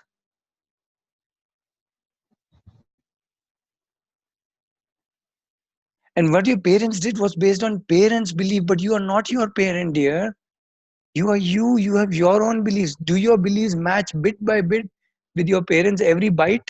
No. Then how can you do what your parents did? You can understand what were their beliefs and hence what was their behaviors, what was the cause and effect of that. Was that good? Was that bad? What were challenges? What were the threats? What was the scenario at that time? If you want to do all that analysis, you can definitely do that. That will help you to understand what they did. But finally, you are different. Times are different. Context is different. Exposure is different. Media is different. Everything is different. That doesn't mean that our response needs to be different. But we need to understand, does the response still hold in this scenario? And I would still say the biggest parameter is your belief. Whatever is your belief is different from your parents' belief. Well, I'm confused. Good. If you're confused, then you will start thinking. The problem is, and I'll tell you, Gunjan, that's the problem. People are not confused. The biggest problem is they're convinced. And when they're convinced, they don't think. They don't do anything about it. When they're faced with a situation, they are convinced that this question shouldn't be coming from my child. They immediately scold the child, deny the child, close the subject, ignore the subject, change the channel. Arey kissing scene aa raha hai, kadak se channel change kar diya. You know what I mean? So they are already convinced, they know what to do. If you are confused, you will look for your answer. You will go through all the 9 windows assiduously. You will work on them. You will burn midnight oil. You will sit on those windows for 10 hours and analyze till you understand yourself. Till you bring your clarity for yourself so that you can bring clarity for your child. Otherwise, your people are already convinced. They know how to deal with this. So which one is better? You want to be convinced or you want to be confused? Yeah, but confusion brings anxiety along with it. That's because that's your belief that confusion is not good. Why can't you have a belief that confusion means I need to just little do more work? I need to sit through various things. I need to look at my thoughts. I need to look my beliefs. I need to look at my this. I need to look at my that. I need to see what do I want. If I think through this, if I spend little time, I'll get it. The clarity will emerge.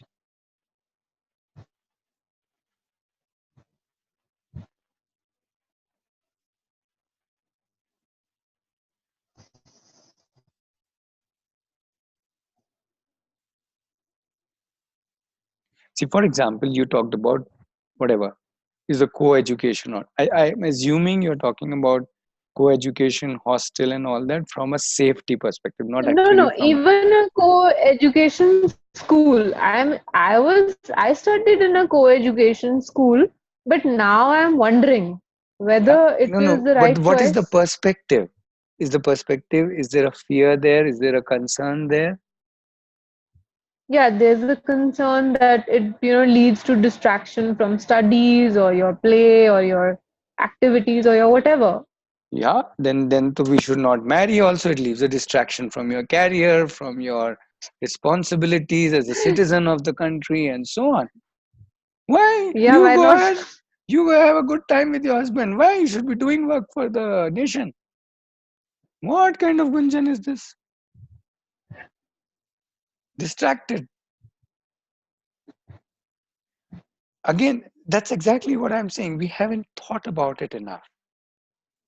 When I say thought about it enough, we keep thinking about the same thing. That's called anxiety. When we look at something from many different windows, that's called understanding. You choose. You like anxiety, you keep on thinking the same thing. Da, da, da, da, da, da, da, da, da. Right? That's called beautiful. That is a beautiful word called anxiety.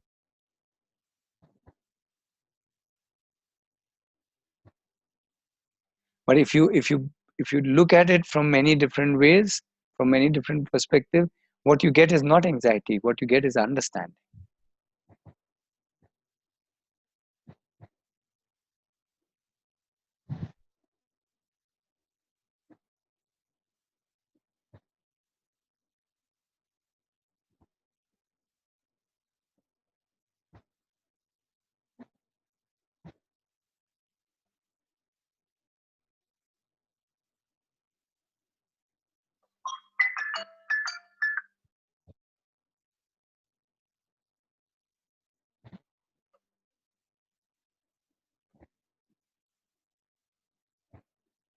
Which is why I was saying this isn't really about sexuality.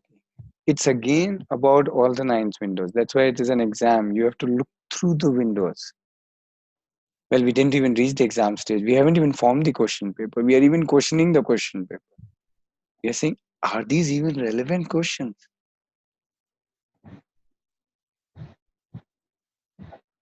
If you ask me, what do I do when a child asks question? I'll say, go back to your work.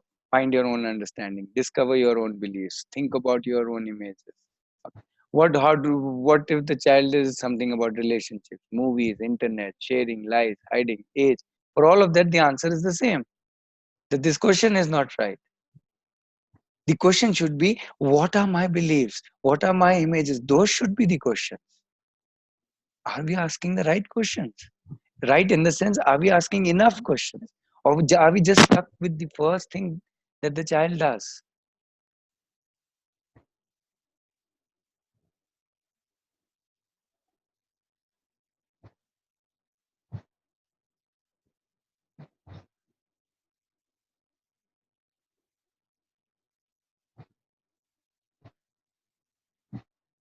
The problem with lots of we all know the problem with internet. The problem with internet that everybody thinks that they know what should be done. Right? You type how to and you will get million answers for anything. And who are those people telling you how to do it? We don't know. But that's not the problem. The problem is that we ourselves are not using our intranet first. We aren't asking ourselves, what do I want? Before we jump onto the internet, what age should I talk to the child about menstruation cycle? Have you googled this? You will google it, you will get 100 answers. Which one do you believe? Try tossing a coin and figuring out which one do you believe, or see what names and what qualifications, as if qualifications make people more reliable. I will say there is an intranet inside you. Between you and your spouse, discuss, explore, put your beliefs out on the table. See which ones you want to look at, which one you don't want to look at. See what are your fears, what are your anxieties, where are they coming from. Can we first understand ourselves? Forget the child and the question. And then see how is it that we want to approach it. Maybe then it's not even a question. Yes, yes, Pooja, they are already getting the influence. Even you got influence from your surroundings. If it was possible, we can lock them up in a box and never let them out so that nothing can touch them. They will be pure and untarnished. Do you want that? No. That's the good news. The good news is that they are influencing. Good news that they are advertisement, movies, serials, videos, pornographic videos, semi-pornographic videos, all kinds of stuff available out there. Not just on internet. It's available anywhere and everywhere. What do I do? What do I do with any exposure? I can say that's a bad news, horrible news, I need to lock up my child, or I can say that's a good news. Because as they just said, if the child is coming and asking me, that's great, awesome. If the child is not coming and asking me, great, awesome. Let me ask the child. Why not? Let's see where the child is. I'm not asking the child to test the child. I'm asking the child to see, to understand where the child is.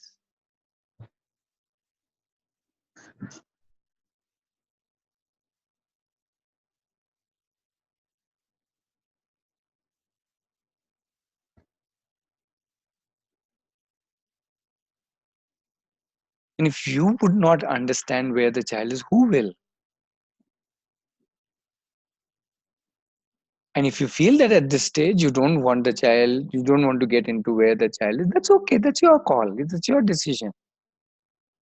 And maybe the decision is great, maybe the decision not great. How does it matter? I mean, most of our decisions are anyway not great, or neither great or bad. They are just in between. And we haven't lost. So what if we lose the flight?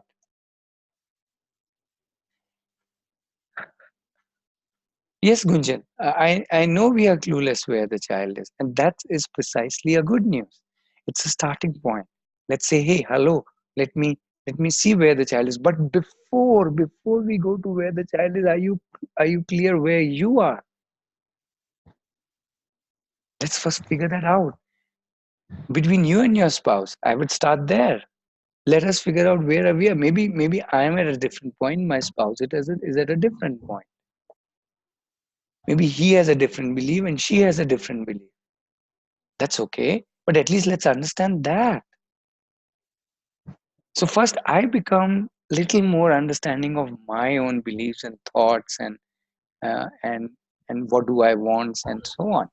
Once I become clear, okay, I meaning I'm assuming both the parents, or at least I, even if not both the parents, then we can see where the child is. The child is constantly giving us messages where the child is in many different ways.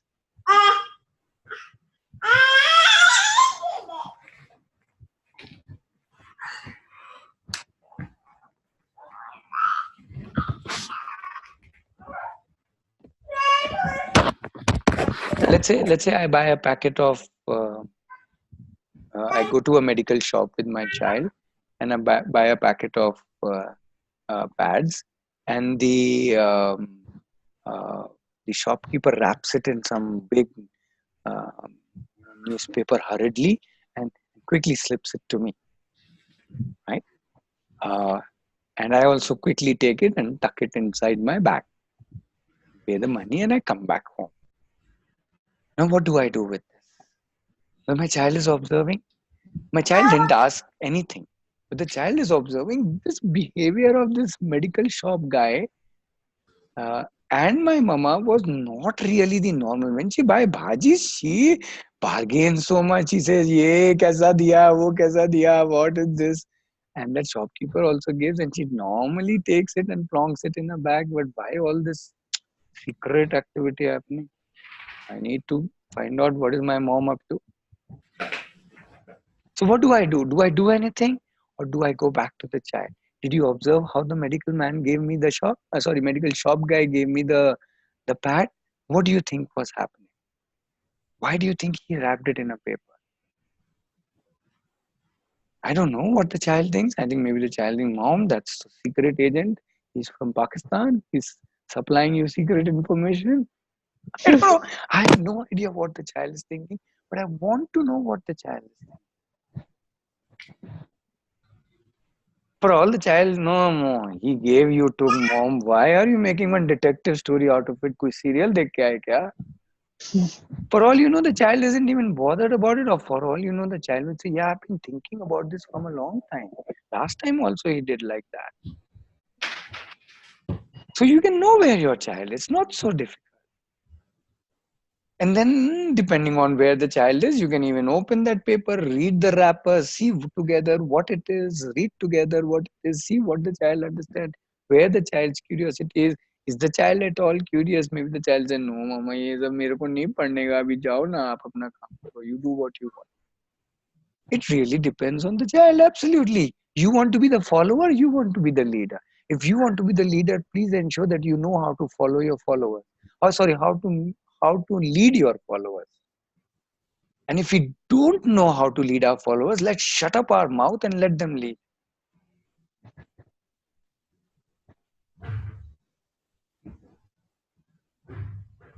No? If I don't know how to lead, let me shut up my mouth and let the other person lead. If I know how to lead, go ahead and lead. Simple.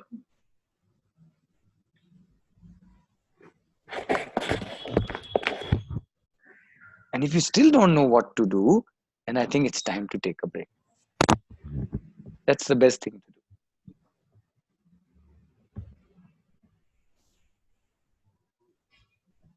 do. I made everybody thinking quietly. Okay, shall we take a little break? Maybe a glass of water, a chaya will help us little rev up. Yeah. Okay, Pooja says 13 minutes. Bang on, Pooja, 13 minutes. Oh, Twinkle says 13. Let's make it 13.5.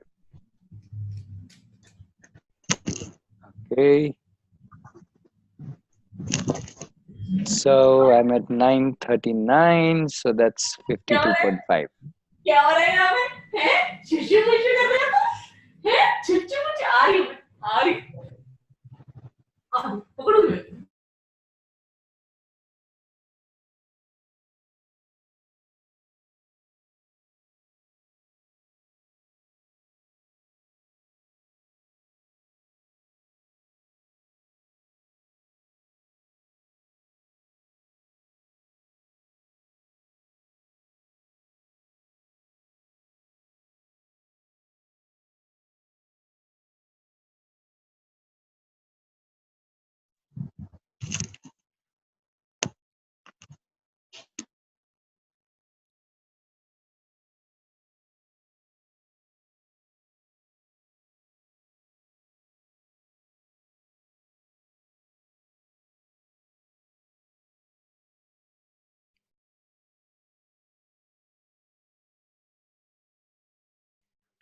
Okay.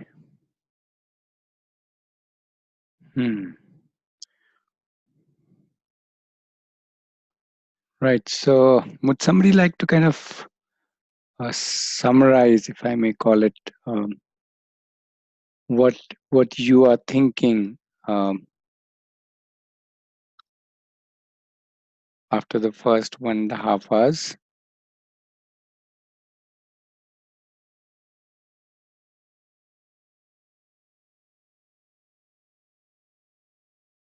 Wrinkle here.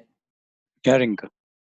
I just conclude that there is no age limit, or there is a no hide and seek with the kids. We can talk freely with them. It's like a general topic. Like to we can talk with anything about it with the kids, like another topic.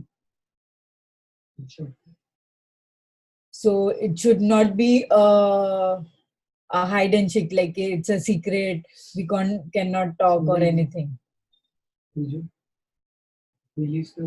And it's a belief that we cannot talk, and we are very insecure, or to talk to kids, but it's okay. And if we are not comfortable, just tell we are not comfortable, we can't talk, you can find it your own way.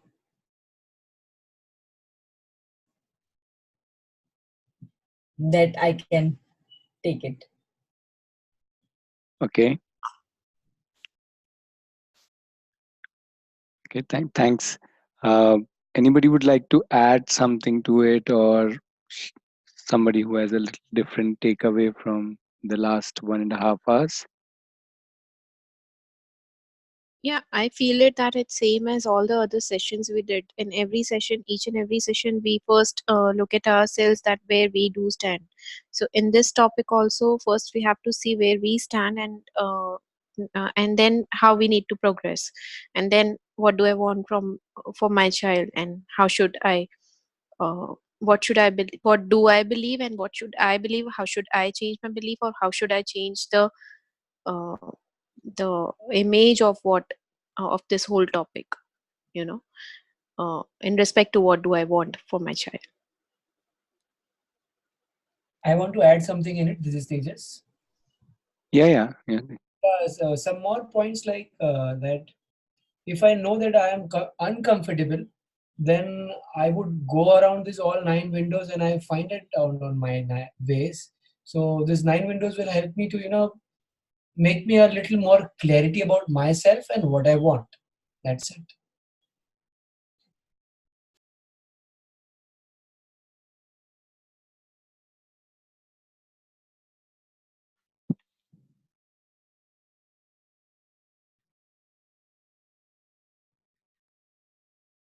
Okay.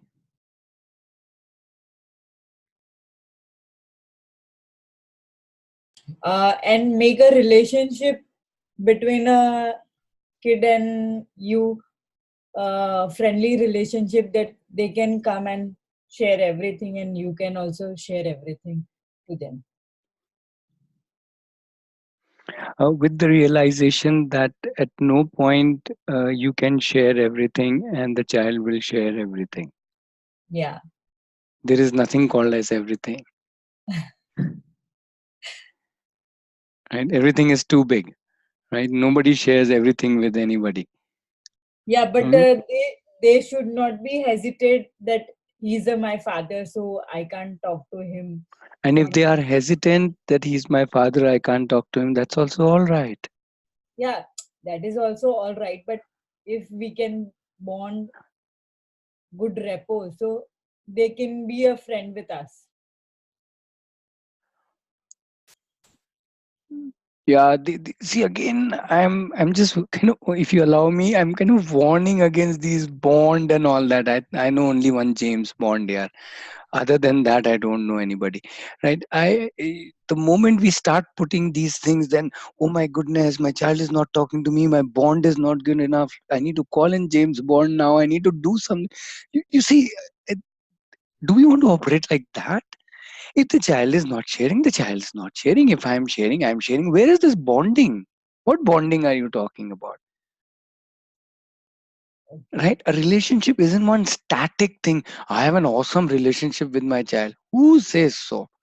It is moment to moment. A relationship is a dynamic. We both are moving in tandem with each other. Sometimes I'm there, sometimes he or she is somewhere else, and sometimes I'm somewhere else. Meaning, come on, I don't have to talk like that. Between you and your spouse, the relationship is never the same. It's all the time. It's a dynamic relationship, right? Bond happens between two surfaces which are clean and stationary, and then they stick to each other. First of all, we are not clean. Second, we are not stationary. How will we stick to each other? Come on. So I am saying, cut out this bonding shonding also, yeah. Let's just be very clear that hey, I, it is nothing. Meaning, all of these things will happen. That's the masala of life. I need not even define the relationship with anything. And that way I'm constantly working on what do I need to offer. Today, if I get angry on the child and shout on him, you will say, "Yo, mere bonding pura pighal gaya. You know, it's gone melted away. It's gone away." Now, what do I do? Buy 10 kgs of Viral Diet? No. Don't start tomorrow appeasing him with beta chikki khale, lollipop khale, this khale, you know.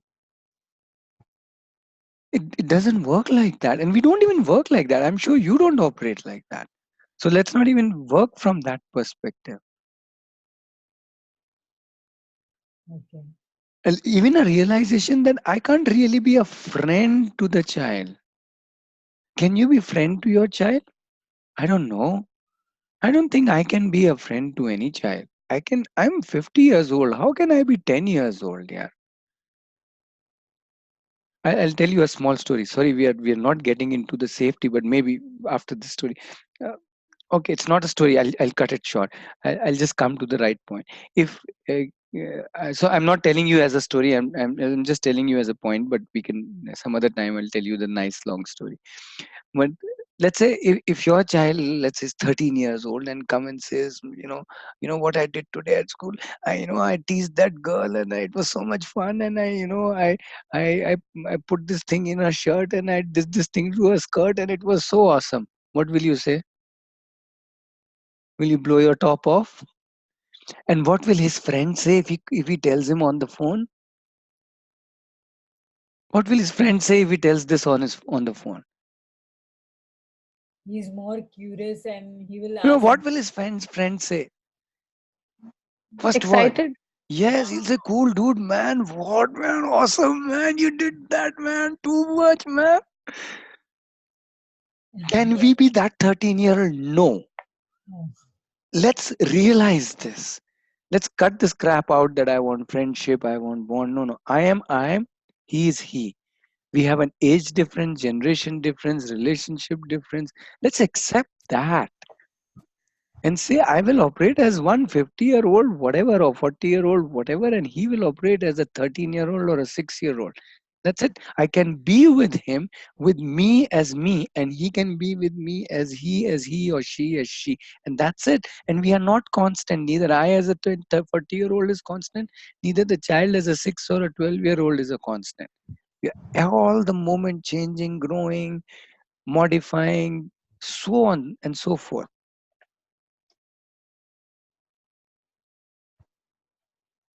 In chemistry, we are given that. I don't know if you had that belief. In chemistry, I was given that idea that the electrons go around the nucleus in an orbit. Do you agree with me? Yes or no? Come on. Okay. The Yes. electrons go around this atom or the nucleus in a neat orbit. But actually, the truth is far from that. Okay, neither the orbits are neat, nor it's like one, like not like Earth going around the sun. It's nowhere near that. If you see electronic, atomic level photographs of electrons going around this, it is chaotic. It's like it's like how a child scribbles on the board. It looks like that. So to me, the relationship of, let's say, the electron is the child, and let's say I am the nucleus, assuming you want the relationship like that, or you are the electron and child is the nucleus. There are no neat orbits. It's chaotic. I mean, if you want me to say it nicely, I will say dynamically.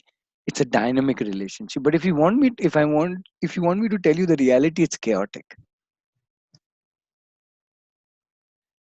And if we can't accept that, then what are we working on? We're working on some belief of some ideal relationship. There is no ideal husband, there are no ideal mother, there is no ideal child. There is no ideal wife or ideal mother-in-law. There is no nothing. There are only chaotic relationships.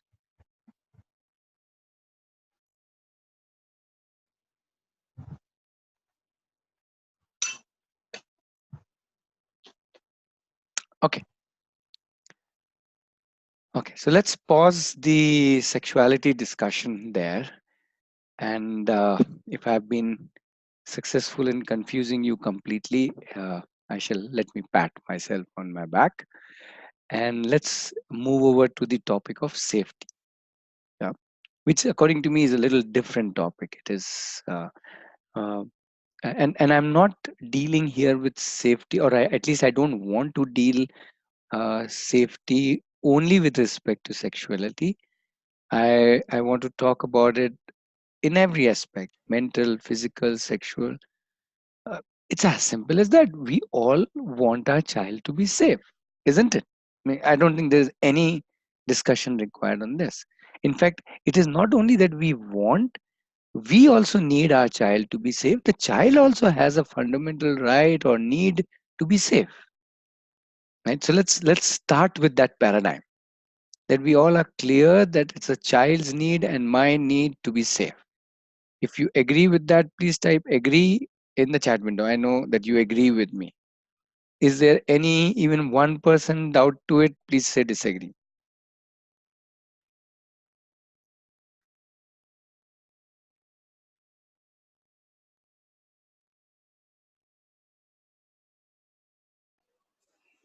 Um, so sorry, just can you just repeat the question?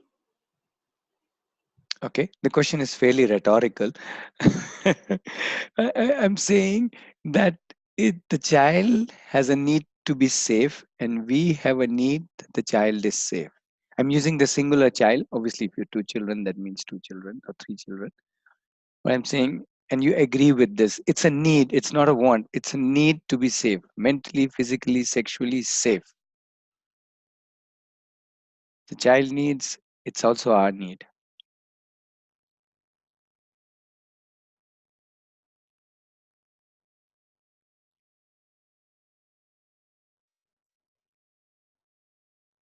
Okay, so I've got some agrees here, but only some. 4 people have agreed. Okay, so rest I'm assuming either couldn't hear me or don't agree.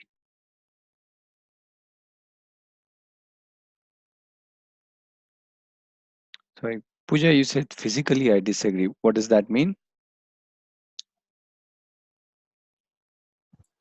Lakshmi That said, means that I need. Yeah, it's absolutely okay for me if he takes risk with his when he plays with fire, or maybe it's fine for me No, no, physically. risk is different and safety is different. So they are opposites now, are No, they? they are not at all. A risk is Okay. only a risk when I know I am not, it is not jeopardizing my safety.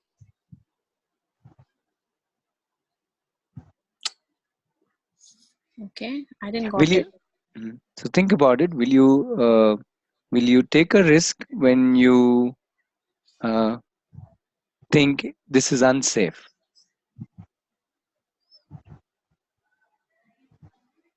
If it's completely unsafe, yeah, I'll not take risk. No, But no, complete safety is not what needed. no. You didn't get my question. It's, Hmm. I'm saying, will you take a risk when you know that something is unsafe? Or you take a risk when you think it is safe to take a risk?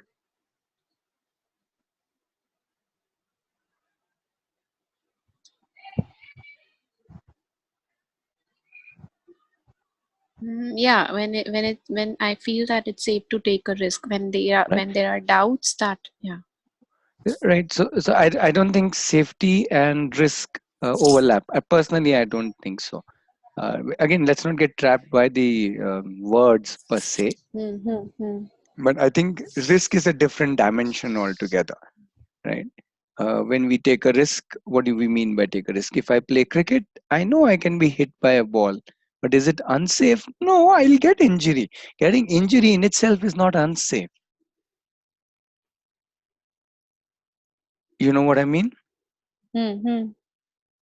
It is not safe to the extent that yes, in cricket I can get an injury. Am I right? So is that what a risk is? Yeah, but that's not really unsafe. You know, it is safe to get hurt in that sense. In that sense, physically get hurt in whatever cycling, or even when the child learns how to walk, we know that the child will fall. Is it safe? Yes. Is it a risk?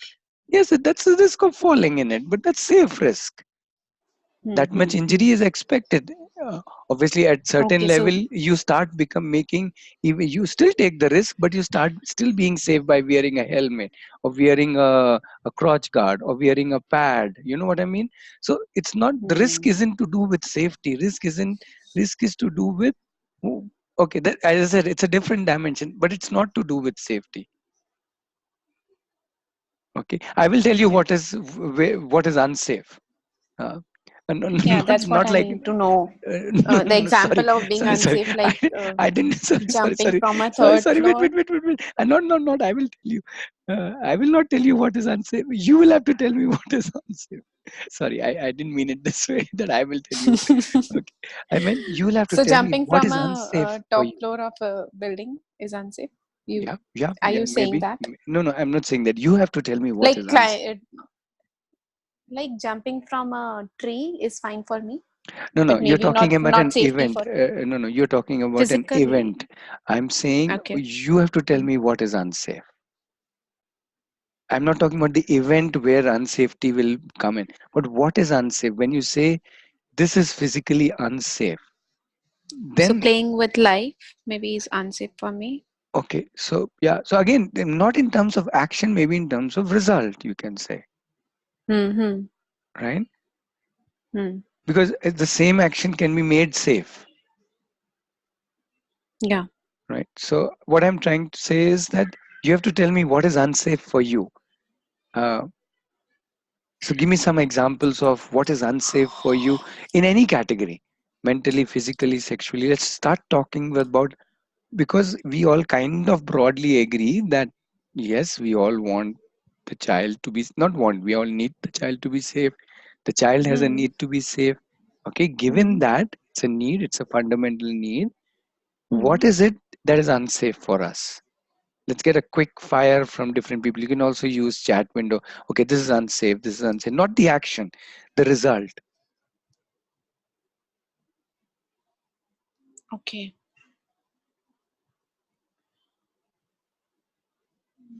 Yeah, come on everybody, Um, share.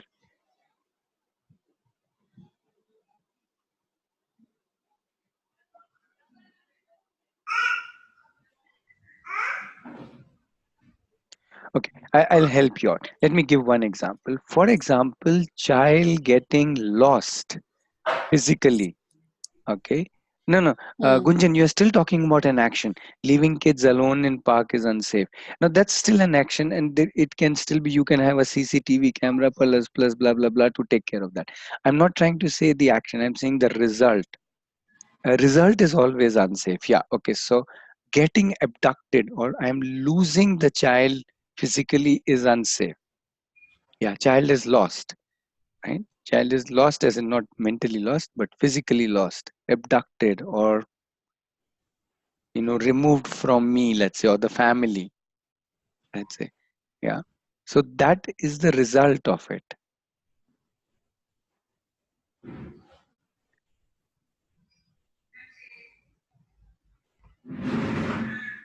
Gunjan, no, accident is the event. What is the result? So child getting whatever. So you have to define. You don't. Here we are just giving some feelers, but finally you have to define for yourself what is unsafe for you. Because if I say I need to be safe, what does it mean?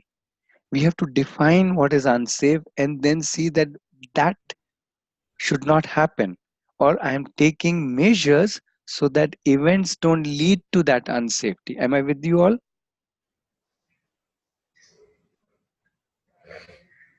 Yeah. So Priya is saying, for example, hit by others. What about hitting by self?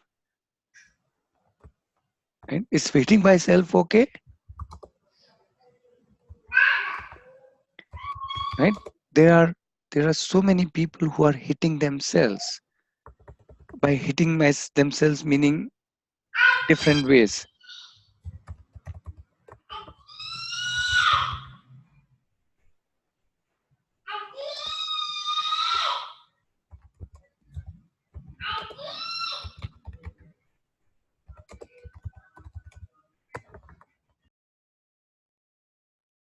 Okay, let's leave that hitting themselves. We'll come to it in a little while. Um, right. So Deepti, when you say being used in an unfair manner, that's too vague.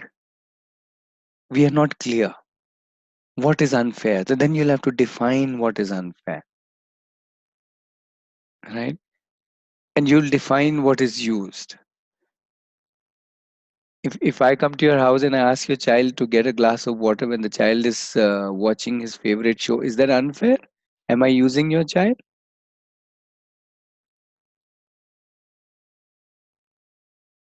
You know? Okay, so good. So at least you've started thinking. I'm not trying to say your list should match my list. Again, it depends on you, right? Um, okay. Uh, so life threatening is any situation which is life threatening, which child's life is at stake. Uh, okay. Mamta, when you say physical injuries, no, physical injuries are very broad. Um, child plays any sport, there will be some regular physical injuries. So you need to define what is physical injury for you, right? What is not, what is unsafe for me. You may say chota mota small burns is okay because anybody who works with, let's say, stove can get burned. But So let's say you can say first degree burns is safe because I can treat it, but I do not want a situation of second or third degree burns. Yeah. So when you say loss of his hands or other mental power, yeah, something that leaves mental scars. Okay. Now again, that's too vague. What is a mental scar? And what can leave a mental scar? A boy leaving a girl or a girl leaving a boy as a boyfriend girlfriend can leave a big mental scar. That means we should not have relationships. So I'm just telling you we have to be okay. You are typing because I'm saying, and that's okay.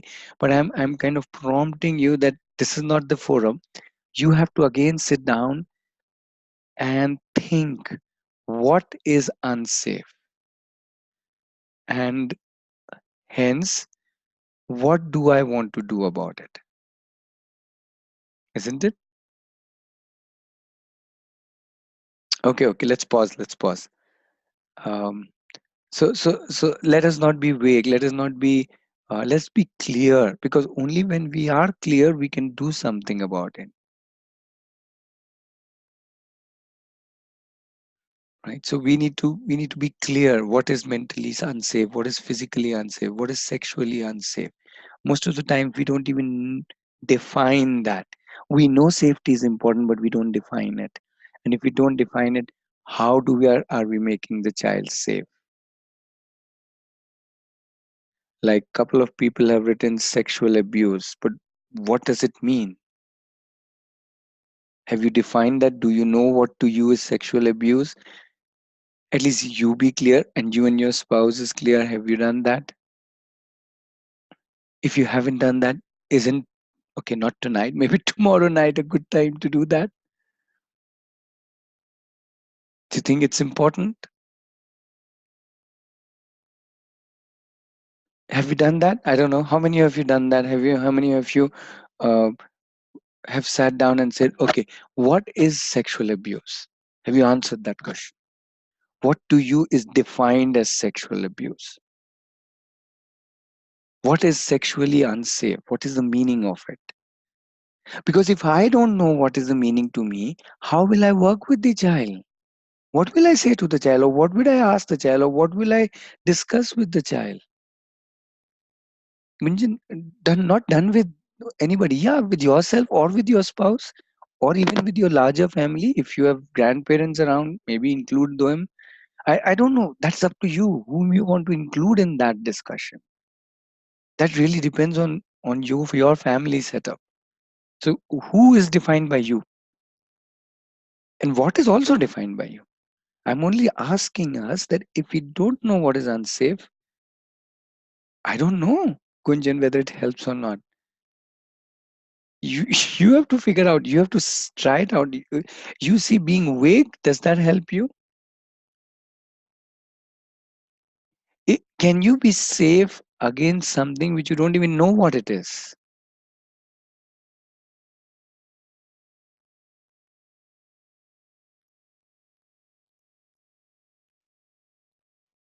Which is why governments, for example, their primary objective is awareness.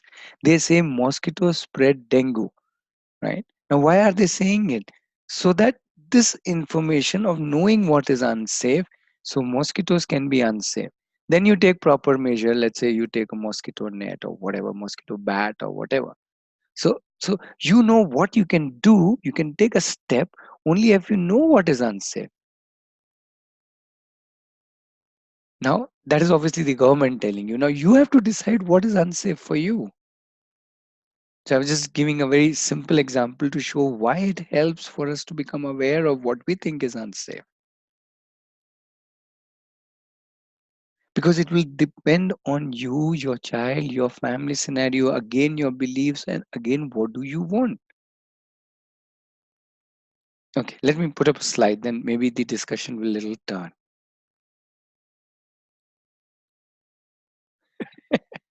That's a nice one, Gunjan. Crime Petrol. I don't know what is Crime Petrol. I'm assuming it's a movie or a serial. But, but we'll tell you what is, yeah. Okay. What do you think about this? And if this has happened with your child, with anybody doing it, it could be relative, friends, at a family function, then what was your reaction?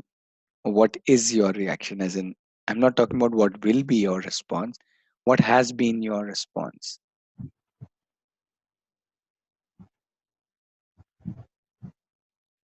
Like there was a like male servant in the house, who No, I'm not talking about male servant, Gunjan. Please hear me carefully. This is happening in a family get together. There is some family person doing it, a friend or a family person doing it. What do you think?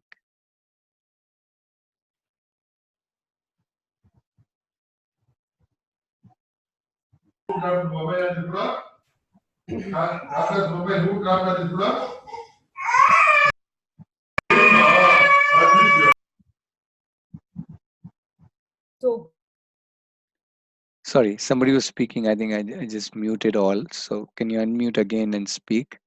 Ratnesh Winkle here. Yeah, Wrinkle.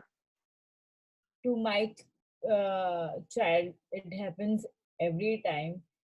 Every family member, he's a cute, and it's okay for me if somebody do that. Now, this is precisely what I mean by clarity. So, in your case, you are saying you are clear that this is safe. Yeah. And how did you reach that conclusion? Mm, it's it's nothing wrong in Yeah, it. yeah, that's what you said. It's safe. So, how did you reach that conclusion that there's nothing wrong in it? Ratnesh can't hear Wrinkle what she said. Oh, I can hear her at least. She said that in her family, this is quite normal. So, for her, this is fine. So, I said, and what made you decide that this is fine? Which means, according to her, it is safe. And so many other people are also saying, Priyal is saying, Uh, Lakshmi is saying, not so many, at least 3, 4 people. my So my I'm asking Wrinkle, what makes her decide that this is safe my or this is child and fine? I am comfortable, so it is fine. Okay. So if your child is comfortable, does that define safety? Mm, no, Just because the child is comfortable and smiling, like Shilpa is saying, does that define that that is safe? no, Is safety defined by my child's comfort? no, The child could be comfortable running in the middle of the road. Is that safe? no. Child is comfortable, yaar. What are you talking about? The other day in Aarohi, when we were going for our evening run, one child started just to show off, started doing somersault in the middle of the road. And he's about what, 13 years old. Now, what should I say? Obviously, he was not only comfortable, he was feeling so great about himself, as if he has achieved something. And everybody was like zapped, and he is like, full show off. You know what? How it can be. So he was showing off. He was doing somersault in the middle of the road. Not that it's a very busy road, but he was doing it in the middle of the road, and that was his whole kick in life. Now, do you think that's safe, or do you think it's unsafe? It's unsafe. But he was very comfortable, smiling, laughing with joy, just as this child is. So, is that the criteria? No.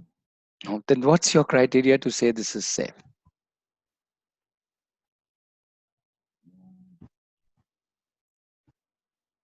This as in situation. Yeah, meaning this as an action that is happening with your child. This is the photograph is in front of you. So, what do you think? So, they are saying it's all right. With some people it is okay. With some people it is not okay. And how do you define who is this unsafe, Mr. Unsafe and Miss Unsafe? Do Who they is do they come on with a badge? Have they come through a scanner which says safe, unsafe? no, Maybe because it is happening under our watch, we feel it's safe. Like it's fine, it's okay. but it's happening under your watch. But so what will the child understand? That it's all right. So it can happen without your watch also, because it's all right. You didn't say anything, so the child is also thinking it's fine. The other relative is also thinking it's fine.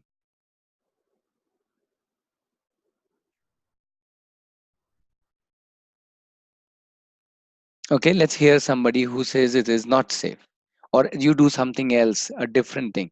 Many of us are saying it's okay, so I'm assuming you will not do anything. What do you do? Does anybody do anything when, or did anything rather, when your child was, so I'm more talking about history now.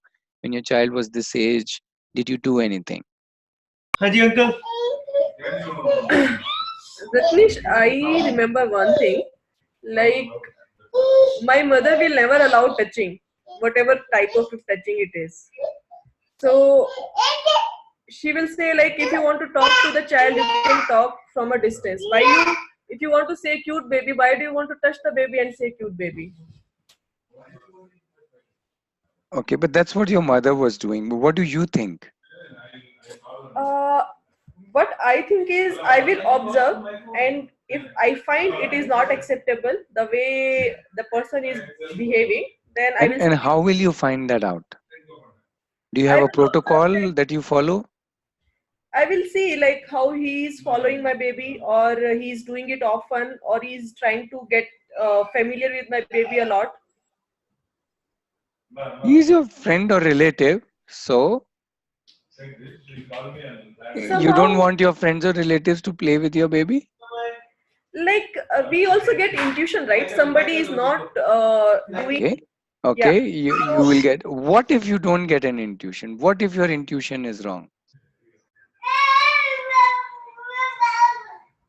I think her mom was right in like saying talk from the Who? distance.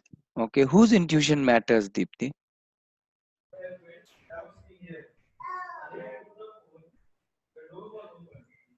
see, the thing is sometimes as बंद you कर told, दीजिए child will think that it is fine. Child may not know what is happening to her. Child doesn't know what is happening to her. Okay, Sometimes, yeah, I have okay, heard many okay, situations in okay. which the child, Then what can you do if the child is not knowing what? Okay, how will you know that the child doesn't know what's happening to her? I will means there could be situation that even I wouldn't know that child doesn't know. But yes, I Okay, I agree. There could be situation that way also. Good, we are considering that scenario also. yeah, So in a way, you are saying there are many scenarios. Child may not know, I may not know, I may know, child may not know, child may know, I may not know. yes, Whew, there are so many possibilities. My intuition could be right, my intuition could be wrong. correct, Child's intuition could be right, child intuition could be wrong. correct. The dearest of the relative and the dearest of the friend could be safe, could be unsafe. Yeah, and Yeah. even in so many scenario I have seen the people are not always like that. In some moment or something, it happens to something to them. So we can't even rely that this person has been good with us for 10 years, so he will be always good for next 10 years also. How can we even trust the person as well if we go beyond the worst scenario? Yeah. So Tejas is saying let them know and talk about it. Let whom know, Tejas? The children or the other people? The child. Okay. But before that, has anybody done anything else in terms of, if I'm just taking a very, very simple common occurrence, at least in India, I don't know abroad, but in India, it's very, very common for the children to be, their cheeks to be pulled. We can ask the child whether he or she is comfortable with that. Is she feeling No, no, we'll come to that. I'm saying that is what we can do. I'm asking is, has anybody approached it differently? I'm more asking that just to learn from others. How Uh, have you approached it differently? Ritesh, when my kid is not comfortable, she only speaks, "Don't touch me, don't pull my cheeks." Okay. Because you have told them. She is not comfortable, she will tell me, please don't touch, or else she will tell to relative also, please, I don't like touching my cheeks, or she only speaks that. Okay. And when she speaks, what do you say? uh, What do you do rather? I don't speak anything. It's fine. The relatives understand and they doesn't touch her. They feel she's not comfortable, so they keep distance. Hmm. Yes, on the But similar. if just one moment. But what if a particular relative does not understand or does not heed to her request? So I will tell I But tell let us assume you are not there. Now, the child knows that when I say this, some relatives back off. Anyway, mother doesn't say anything about it. So now, what if a, a, a relative persists? Then what does the child do? I'm obviously now going into hypothetical. I'm not saying this has happened. So you are telling that I am not there and somebody's telling, somebody's doing, and my kid is rejecting. And the person is not listening. Then what? So what I will do afterwards? No, I'm saying, have you considered that scenario?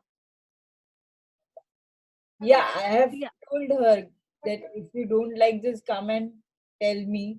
I will Mm-hmm. talk to that person anytime. Like if you don't like something like that, you just come to me. Okay. Okay. Uh, Interesting. Yeah. Somebody's saying slap him. Okay. Okay. You have to be ensure that it's not just him, Gunjan. You have to. Yeah, it is not about that him are the only villains. Hers can also be villainesses, right? So So we need to be clear that it's any gender. I'm not saying you are not clear. I'm just saying we need to be clear.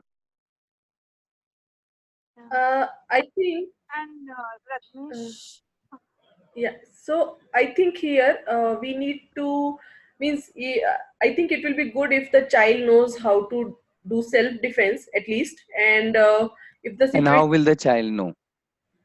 uh, means she or he has to learn, Hmm. and he knows some techniques.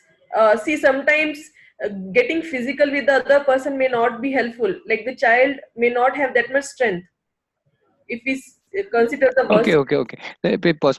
We're getting too much ahead. We pause. Let's come back. Let's come back. Um, Sorry, one more person was trying to speak. I'll just take their thought and yeah, Ratnesh, so I've spoken to my child a lot about this, and in case because she usually doesn't like anyone touching her or anything, she expresses it. But we always talk to her later, after it has happened, she shrugged the person off and told, I don't want. We've spoken, what else would you like to do? What if the person doesn't listen? She says, she's given us ideas like, I will scream, I will push. And, Mhm. we've kind of okayed it that it's okay to scream and yell if you don't like, if a person is doing something. Just push or just given a few more ideas of run away. So but whenever it's happened under our eyes and we've observed, we've always gone back and spoken to her. Did she like it, not like it? In case he wouldn't listen, what would you have done more? Just to egg her on to think, that what she Yeah, would do in yeah, this situation in the future. So that makes a that's lot how of we sense. handle it. Yeah. Hmm. So okay, so let's pause here. Um, okay, the point that I was trying to make is that this is something so common. This is almost considered as harmless. Okay, fine. But if you step back and start thinking, hey, what is if we think it is fine? Let's start there. If we think it is fine, then what is the message we are giving to the child? That it's okay for people to do things to you which, let's say, you like or you don't like, and it's okay for people to do things. Today it is pinching cheeks, tomorrow it can be something else. right? I'm not trying to say let's stop people. I'm just trying to see it from a child's perspective. If today, even if I'm inside uncomfortable, um, and there is no uh, n- uh, there is no way for me to, if the message that I'm getting is that it is fine, so I'm a child, I'm uncomfortable, but the message that I'm getting from people around me, especially my parents, that this is fine, then this is maybe still not harmless, but the message that I'm getting is that people can do things to me and it's supposed to be okay. So tomorrow something much more graver can happen, and I would say maybe it's okay. Finally, it's a relative, it's a friend. So we need to be very careful.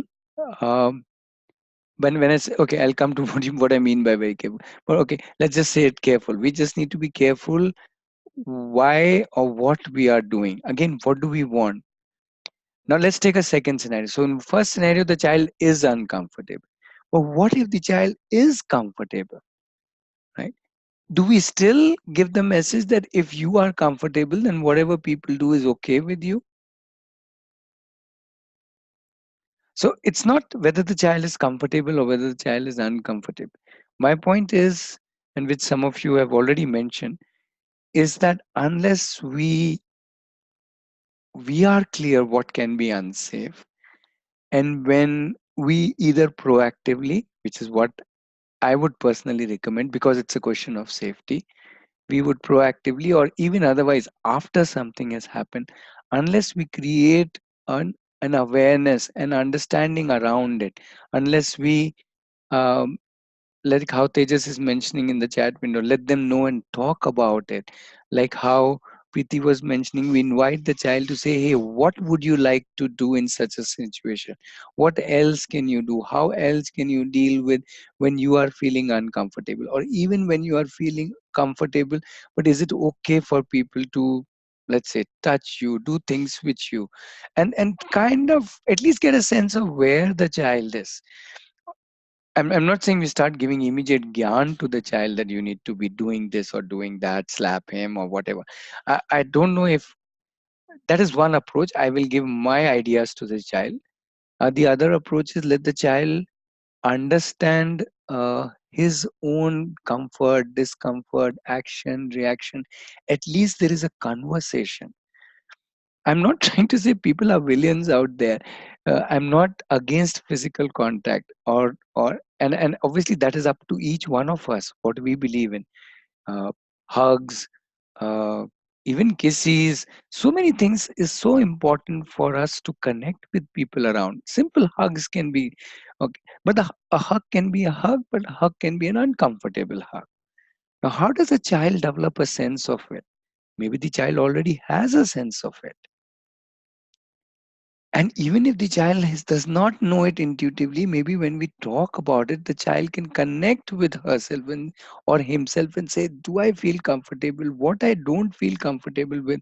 What is comfortable for me? Because to me, this is just the starting point.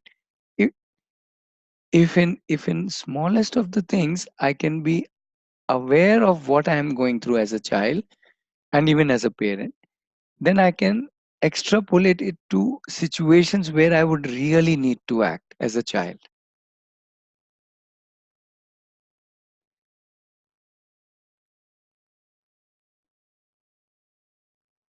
Does that make sense? Yes, yes, Lakshmi. Yes, forget your son's teacher. We have a huge hugging culture here. We hug everybody, not on force. Obviously, whoever is comfortable. But people don't ask around. We ask around. Are you okay hugging? Okay, but people don't ask around. But the point is not that we should stop physical contact. The point is that we should start understanding, not just physical contact, understanding that help the child understand what is happening and not just take it as a default, okay, not okay. And that can only happen if we create a dialogue around it. we can create an awareness around it, not around just the pinching. This was just as an example to show how such a small thing can set a belief in the child's mind that it's okay for people to touch me or to do things with me, because that's what is okay. So we can't let beliefs form. And for me to ensure that unnecessary beliefs are not getting formed, I need to create a dialogue around it. So the child may say, oh yeah, sometimes I'm not comfortable, sometimes I'm uncomfortable, so let me take a call, let me see how I can deal with that situation. The child can start thinking. And today it is small pinching, hugging, and so on. Tomorrow it can be something big. But if the child gets a sense of what can I do when I'm uncomfortable, then the child can get to the safe part of any deal when when he or she is feeling unsafe. What do you say?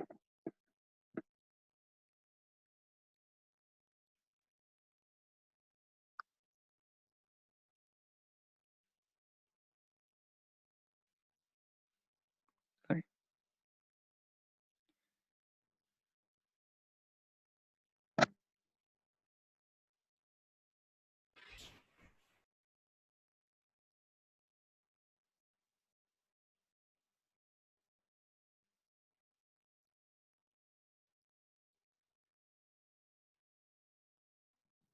So if you allow me to summarize, I'm talking about two things. One is I first develop my understanding of what is unsafe.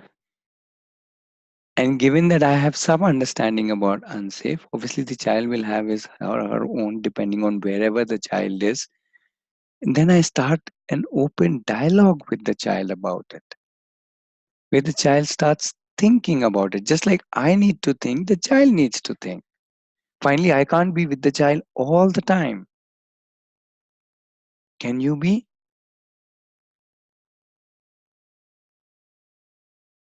And it can be with anybody. It can be with friends, relatives, uh, child's own friends, peers, older adults, and so on. I mean, it can be with anybody. Teachers.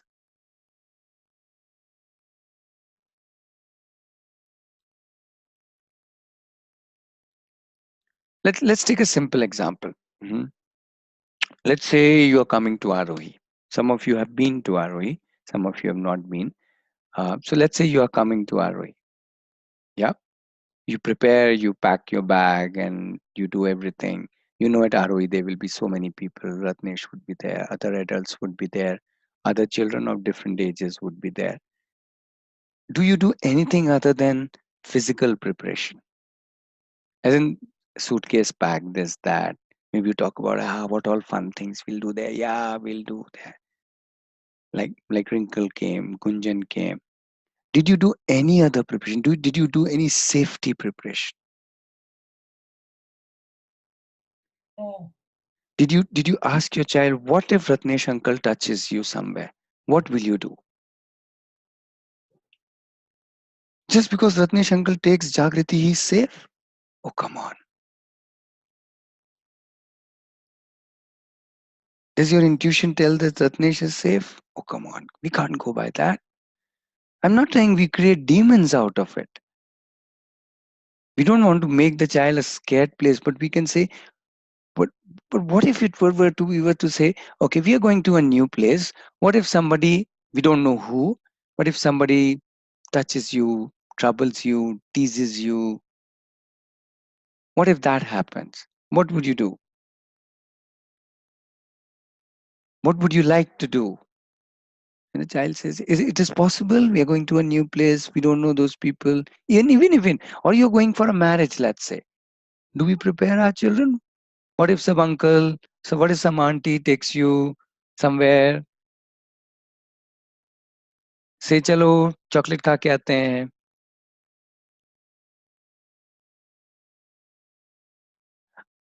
I'm not trying to fill the child with fear. That's not the point. The point is I'm preparing my child. Just like if you are going into a crowded, let's say, theater or an exhibition, I'm sure you would prepare your child. You would say, keep holding my hand. If you get lost, if you leave my hand, if you can't see me, what will you do? Do you prepare your child like that?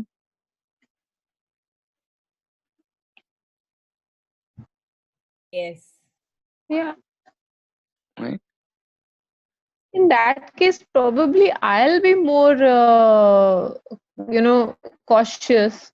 No.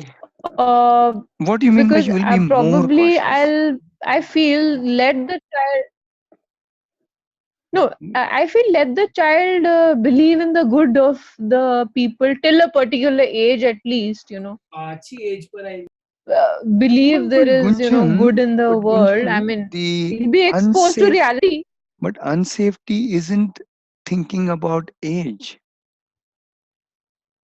Unsafety wouldn't say, I will only come in your child's life at that age or after that age. Let's say if there is a sexual abuser, an abuser wouldn't say, No, I will but then only abuse I a make sure. child above a certain age. How will you do that? How can you practically do that? How much will you lock your child up or be with the child? Can you practically do that? No. And even if you were to do that, w- what are you trying to tell the child? That I can be your bodyguard all the time. You cannot develop your own sense of safety. Why not start? Priya is asking, at what age do children understand it? Whatever age. Why can't a child understand when if a child's cheek is pulled, the child can understand this is uncomfortable or comfortable. Even a 3-month child, if somebody picks up and the child is not comfortable with that adult, what does the child do? Yeah. Cries, On wails. The child is not ready. that, I would like to say, my child, when she doesn't want to go to anybody or she doesn't want any touch from anybody, she is just 1.5 year right now. So she will just say bhap. I have just taught her some, and she is actually using it.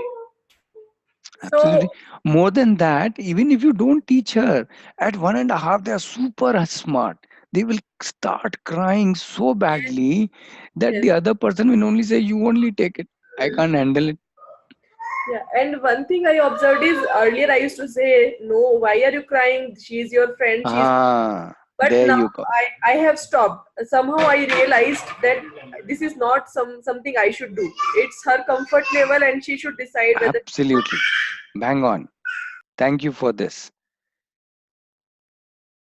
That is what we end up doing. I'm not saying you all do it, but I'm seeing so commonly we end up denying the child's own feeling rather than acknowledging the child's feeling. We say, Beta, she's your uncle, go to him, he will take you out. Arey, she's not comfortable, period. Yeah. If the uncle cannot understand her discomfort, you understand her discomfort. If the auntie cannot understand her discomfort, you understand her discomfort. Because if we are getting them to understand their own discomfort, intuition from a very young age, when we are in sync with their feeling, when we are acknowledging and accepting their feelings, then they grow up to be operating from inside. Otherwise, the whole signal is the world will do something to me even if I'm feeling uncomfortable. I need to smile and say, thank you, Dadima, thank you, this, Mama, thank you, Chacha, thank you, this. Now, I'm not saying there's anything wrong in saying the thank you. You can get them to say thank you, and still at the end of the day, we can have a conversation. How did you feel about that person? How did you feel in that party? Obviously, I can't keep an eye on you all the time. So, how were you? How were people with you? What would you like different? How do you like it to be? Munjan, it's just not practically possible for you to keep an eye on your child all the time. So the options are two. Either you assume that I can keep the eye all the time, I can, or I need not send my child outside or whatever till some age, whatever you think is the safe age. That's your decision. The other is, which I personally consider a simpler option, is empower the child. If the child only knows what to do, how to do, not by your knowledge, by her thoughts. What would you like to do? Then the child can do lots.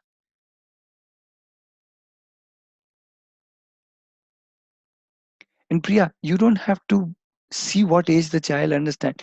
You have to understand the child at every age. The conversations will not happen at a dramatic level at every ages. Right? In fact, it has to be done very differently with a 15-year-old as compared to a 5-year-old as compared with a 2-year-old. One more thing I have observed, even if the child is denying something, the other person is continuously doing that again and again just for his her own fun. Mm-hmm. So in those situations, sometimes I interfere. Yeah, I tell them that she's saying no, and you should accept that. So absolutely. I don't know whether it's correct or not, but I do that. Sure, sure. Because that's giving a very clear message to the child. Yeah, and but I will follow it up depending on how the child was responding to it. I will follow it up and say, what would you like to do? And if you say my child is just 3 months old, can I ask the child what do you want to do? I said, why not? You can ask the child. Child may not tell you. Why can't you ask the child? A 3-month old, what would you like to do when people don't pick it up? Maybe the child will not say anything, but net and do susu on them.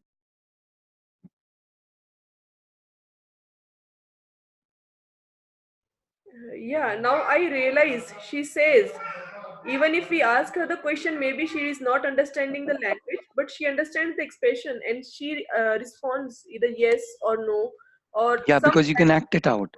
yeah. You can show which context you are talking about. You can actually do it. Yes. But I'm not just talking about 2 and 3-year-old. I'm not getting caught up in age. I'm talking about 4, 5, 6, 8, 10, 12, 14, 16. At all ages, at all the time. I'm not trying to say do this every day, but I'm saying unless we prepare the child, how are we assuming that they are safe?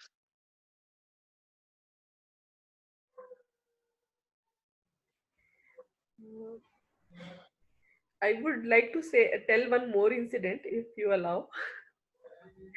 Not really. We are already running out of time. So what I'm trying to also get is that uh, the problem to me is that we tend to tell the child this is a good touch, beta. This is a bad touch, beta. But is there anything called as good touch, bad touch? Can I not touch you on the back of your hand, and that touch can be a good touch, and that same touch can be a bad touch? I'm just touching you on your hand, and you can feel really yucky about it. And I can touch your hand, and you can feel so nice about it. Are you with me? Yeah, correct. So, what Yeah. is good touch, bad touch? And what is private and public? Is your hand a private property or a public property?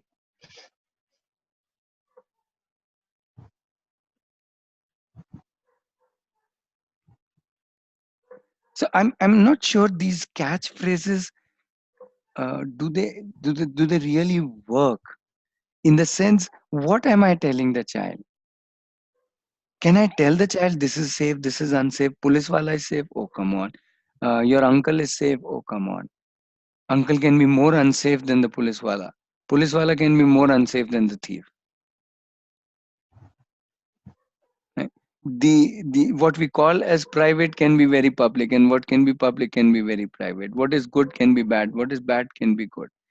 Since things are so subjective, the only thing that I know is what is not okay with me. If I even look at you, you can tell by the look whether you are comfortable with it or not. Correct? You can know for yourself whether you are comfortable or you are not comfortable. Finally, it is you who have to decide. And I which have is, a doubt yeah, that just one, and which is what we need to get the child has already a very, very strong sense of safety. which is why a 3 month old starts wailing the moment they don't want to go to a certain person. They have a very, very strong sense of safety. So, children have a very strong sense of safety. Instead of rubbing it off by giving our gyan, that I know what you should do or what you should not do, can we encourage that to be developed further? Yeah, tell me. You were saying something.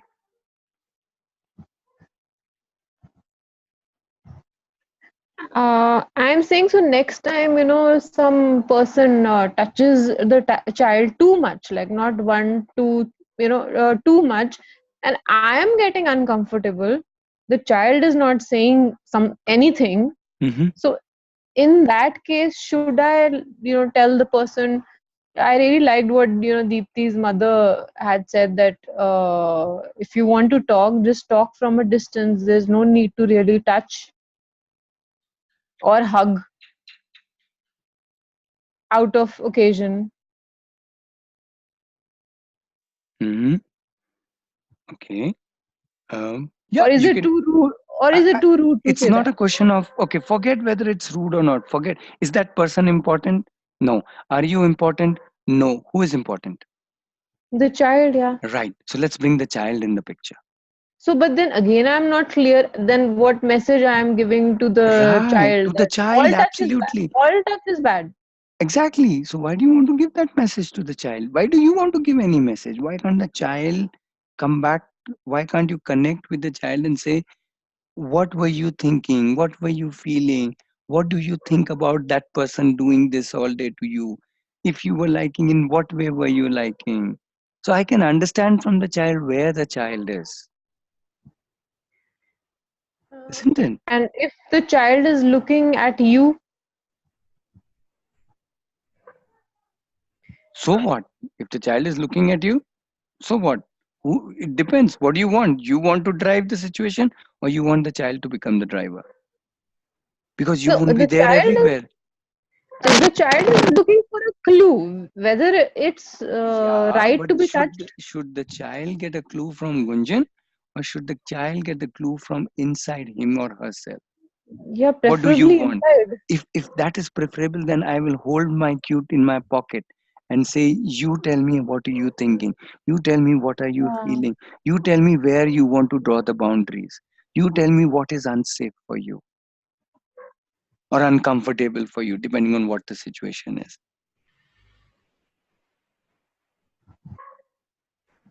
Okay. If you are doing the thinking to the child, then how are you empowering the child? Then you are controlling the child, driving the child. When you get the child to do the thinking for self, the child can figure out, when am I uncomfortable? Okay, given that you are uncomfortable, what would you like to do? Again, the child thinks, how can I come out of it? If I try to come out of it and I'm not able to come out of it, okay, then what will you do? And so on, and then. So the child starts understanding, okay, that finally I am in charge of myself. The safety lies within me.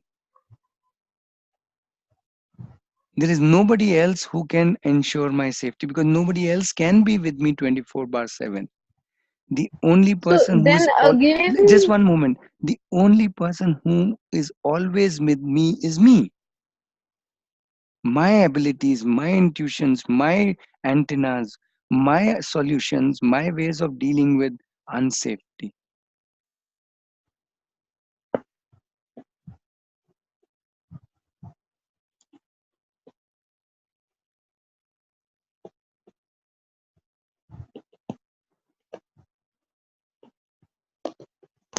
So Ratnesh, it's also similar to when, in school also they teach that don't take chocolates from strangers, but they don't talk to them. Who are these strangers? Absolutely, who is So, stranger? All that, exactly, who's a it doesn't stranger? make So this sense. I just happened. Yes, it doesn't make sense because they don't understand. stranger. So it's just that when we talk, I'm like to my daughter, we ask, is he a stranger to you? Is your mom a stranger to you? Is your papa? Is the watchman uncle? Is the milkman? So that's how we question, and she comes up with who's a stranger in her life and not. Yeah, When yeah. I'm like All these teaching. all these talks that don't do this, do this. To me, that is not empowerment. That is programming, Yes, yes. and all programmings have bugs in it by the definition, Yeah. right? The child has to be the self driver if it makes sense, because that's the only person who's going to be with the child all the time.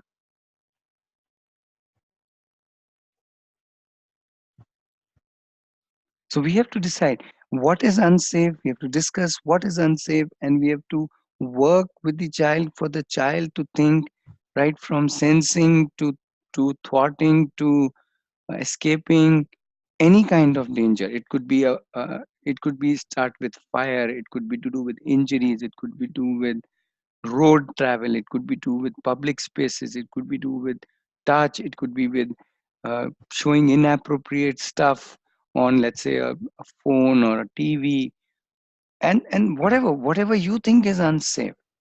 You have to come up with your list, and you have to see how the child is able to take care of himself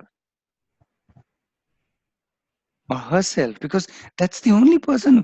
In one fraction of a second you can be holding the child's hand on the edge of the road. The child can still snatch her hand and run on the road. Agree or not? So how can we control the child? We cannot, unless you tie a chain with you to the child, which also is not possible. So the idea is not to make world safe for the child. The idea is to make the child safe for the world. Do I make sense? I'm saying the idea is not to make the world safe for the child. The idea is to make the child safe for the world. It's the child who has to be empowered, because I cannot make the whole world safe. I don't even know who is safe. I don't know which driver drives safely. I don't know which relative can be a sexual abuser. I don't know who can be what. I cannot. But the idea is not that this thought to make you scared, that this is a scary thought. To me, this is not a scary thought. This is how the world is designed. I can't mark every pit dangerous, not dangerous, to tell the child where to which one to fall in, which one to not fall in. It is for the child to develop a sense which pits can he fall in or she fall in and be unsafe. And here I pits mean sexual pits, physical pits, mental pits, and so on.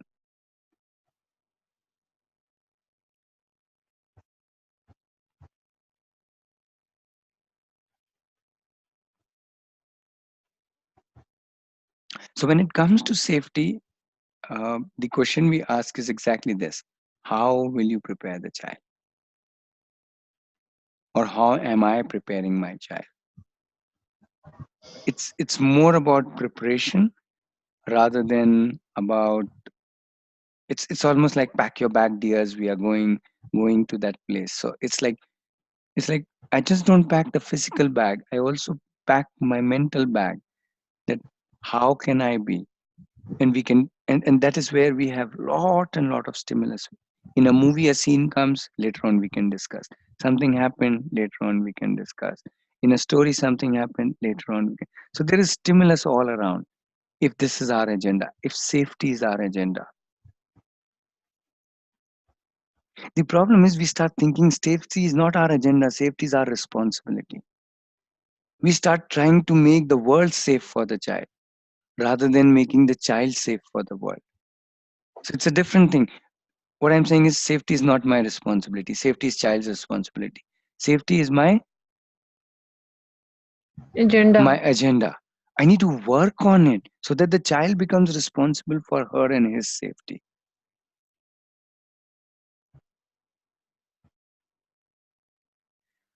What do you say? Oh, I've jumped the time gun also today.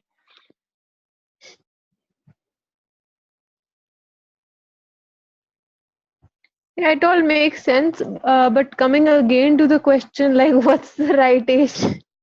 There's no right age, all the age.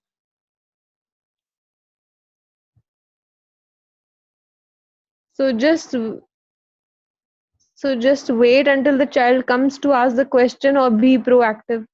You decide, would you want to be proactive for safety? If safety is a need, safety is not even a want. Obviously, I don't think I have any doubt about it that I will be not proactive about safety. I can't uh, wait till my child gets abused or my child gets lost.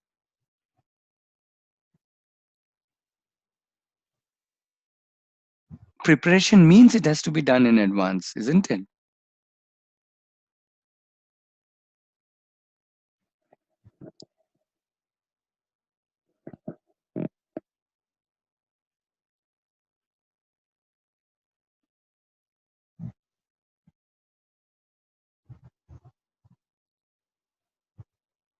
Winkle, when you say how to do that, it isn't very difficult. And you will find your own ways to do that. Your own child and you are unique. I cannot give you a script. I cannot tell you talk like this to your child. Can I? No. But when you know that I want to prepare my child, I want to, let's say you are watching a movie and you see something. Let's say a person, let's say kissing somebody, let's say. Now, isn't that a beautiful opportunity for you to talk about? What does the child think? As simple as that. I'll ask what the child thinks. Irrespective of the age, the child will say something. Maybe when the child is very small, the child will come and give me a kissy. Okay. So I know where the child is. Ratnesh, Yeah. my kid has come and told ki, Mama, she was kissing on my lips and she's telling love kiss. So I Hmm. said, what is love kiss? So she was shy and I said, where you got to know that what is a love kiss? So she's telling TV. I got to know. So I am worried ki to anyone we can give the love kiss. But did you ask her that? No, I didn't ask that, but Yeah, that's what I'm talking about. Now that she has said that on TV she saw love kiss, isn't that a great news? Now is an opportunity for you to talk. Okay, if that is what you saw, whom all we can give love kiss? What do you think is a okay? She now knows what is a love kiss, or at least her definition. Now she yeah, can explore whom all she thinks she can. You can even ask her, okay, whom all you think I can give love kiss, and so on. Let's understand where they are. okay, You can be whole day anxious, and it won't do anything for her their safety.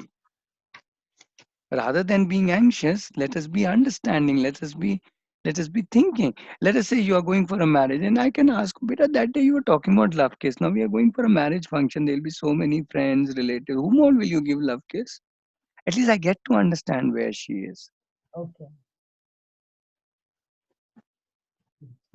okay. Now if she says, oh, I'll give it to everyone, then you say, okay, okay, okay, hang on. Where are we going? Okay, we need to rethink about this. Then you have to figure out, then you have to ask her, why does she think about, why should she give it to everyone? What does love kiss means? What does love means? What does kiss mean? What does she understand? Why has she seen people giving it to everybody? So they can still, we can operate from her thinking. We are just, see, I'm all the time asking questions. I'm not giving my gun. No, no, no, beta, you can't do this, beta. Let's cancel this marriage trip only, beta. ये तो सबको love kiss देगी. No, no, no, no. that that's funny. We can't do anything in life then. But we can ask, where else have you seen? I go to my office. Do you see me giving love kisses? Papa goes to his office. We go to so many parties. Do you see love kisses? So where else, where all have you seen? Where all do you think has it happened? Just because one person kissed, then what do you think love kiss can be done with? So on. So you can create a lot of questions so that she has a lot of thought. And maybe at the end she will say, I'm totally confused, Mama. So you tell her, no problem, beta. I also get totally confused in Jagriti. So we are both like same.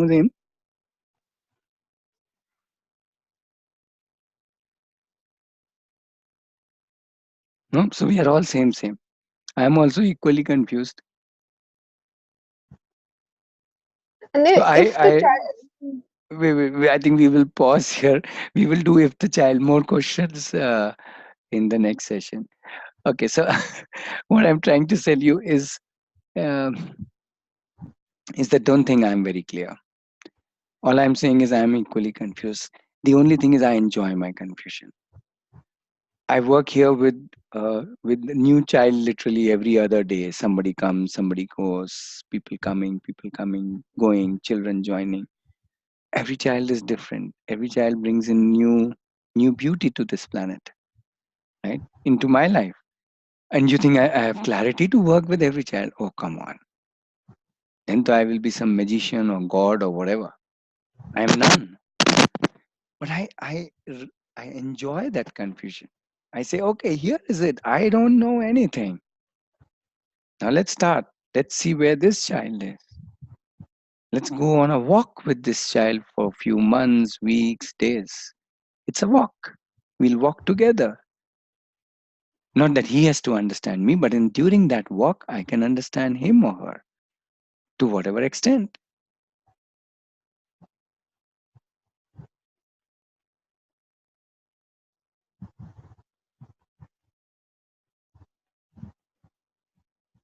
So if we can somehow end with this session and in a way the Jagriti program by saying, hey, confusion isn't the problem.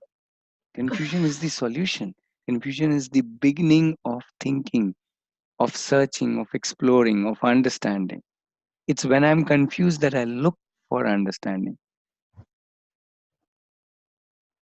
And I don't need to get 100% clear.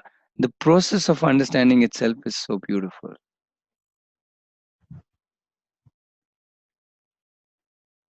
But at least, hopefully, I now have some windows to explore this understanding.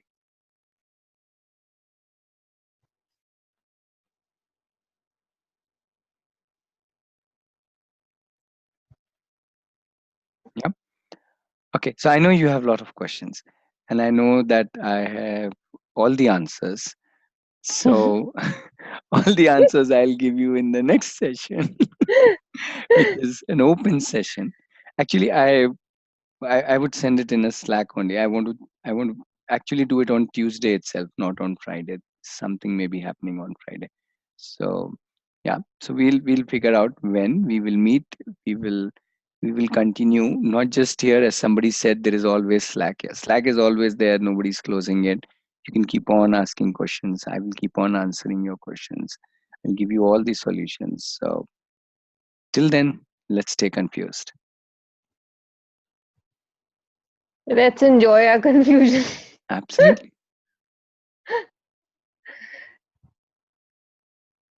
Good night. Good night. Thank you. Thank you. Good night, Thank Rajneesh. you, Bye. everybody.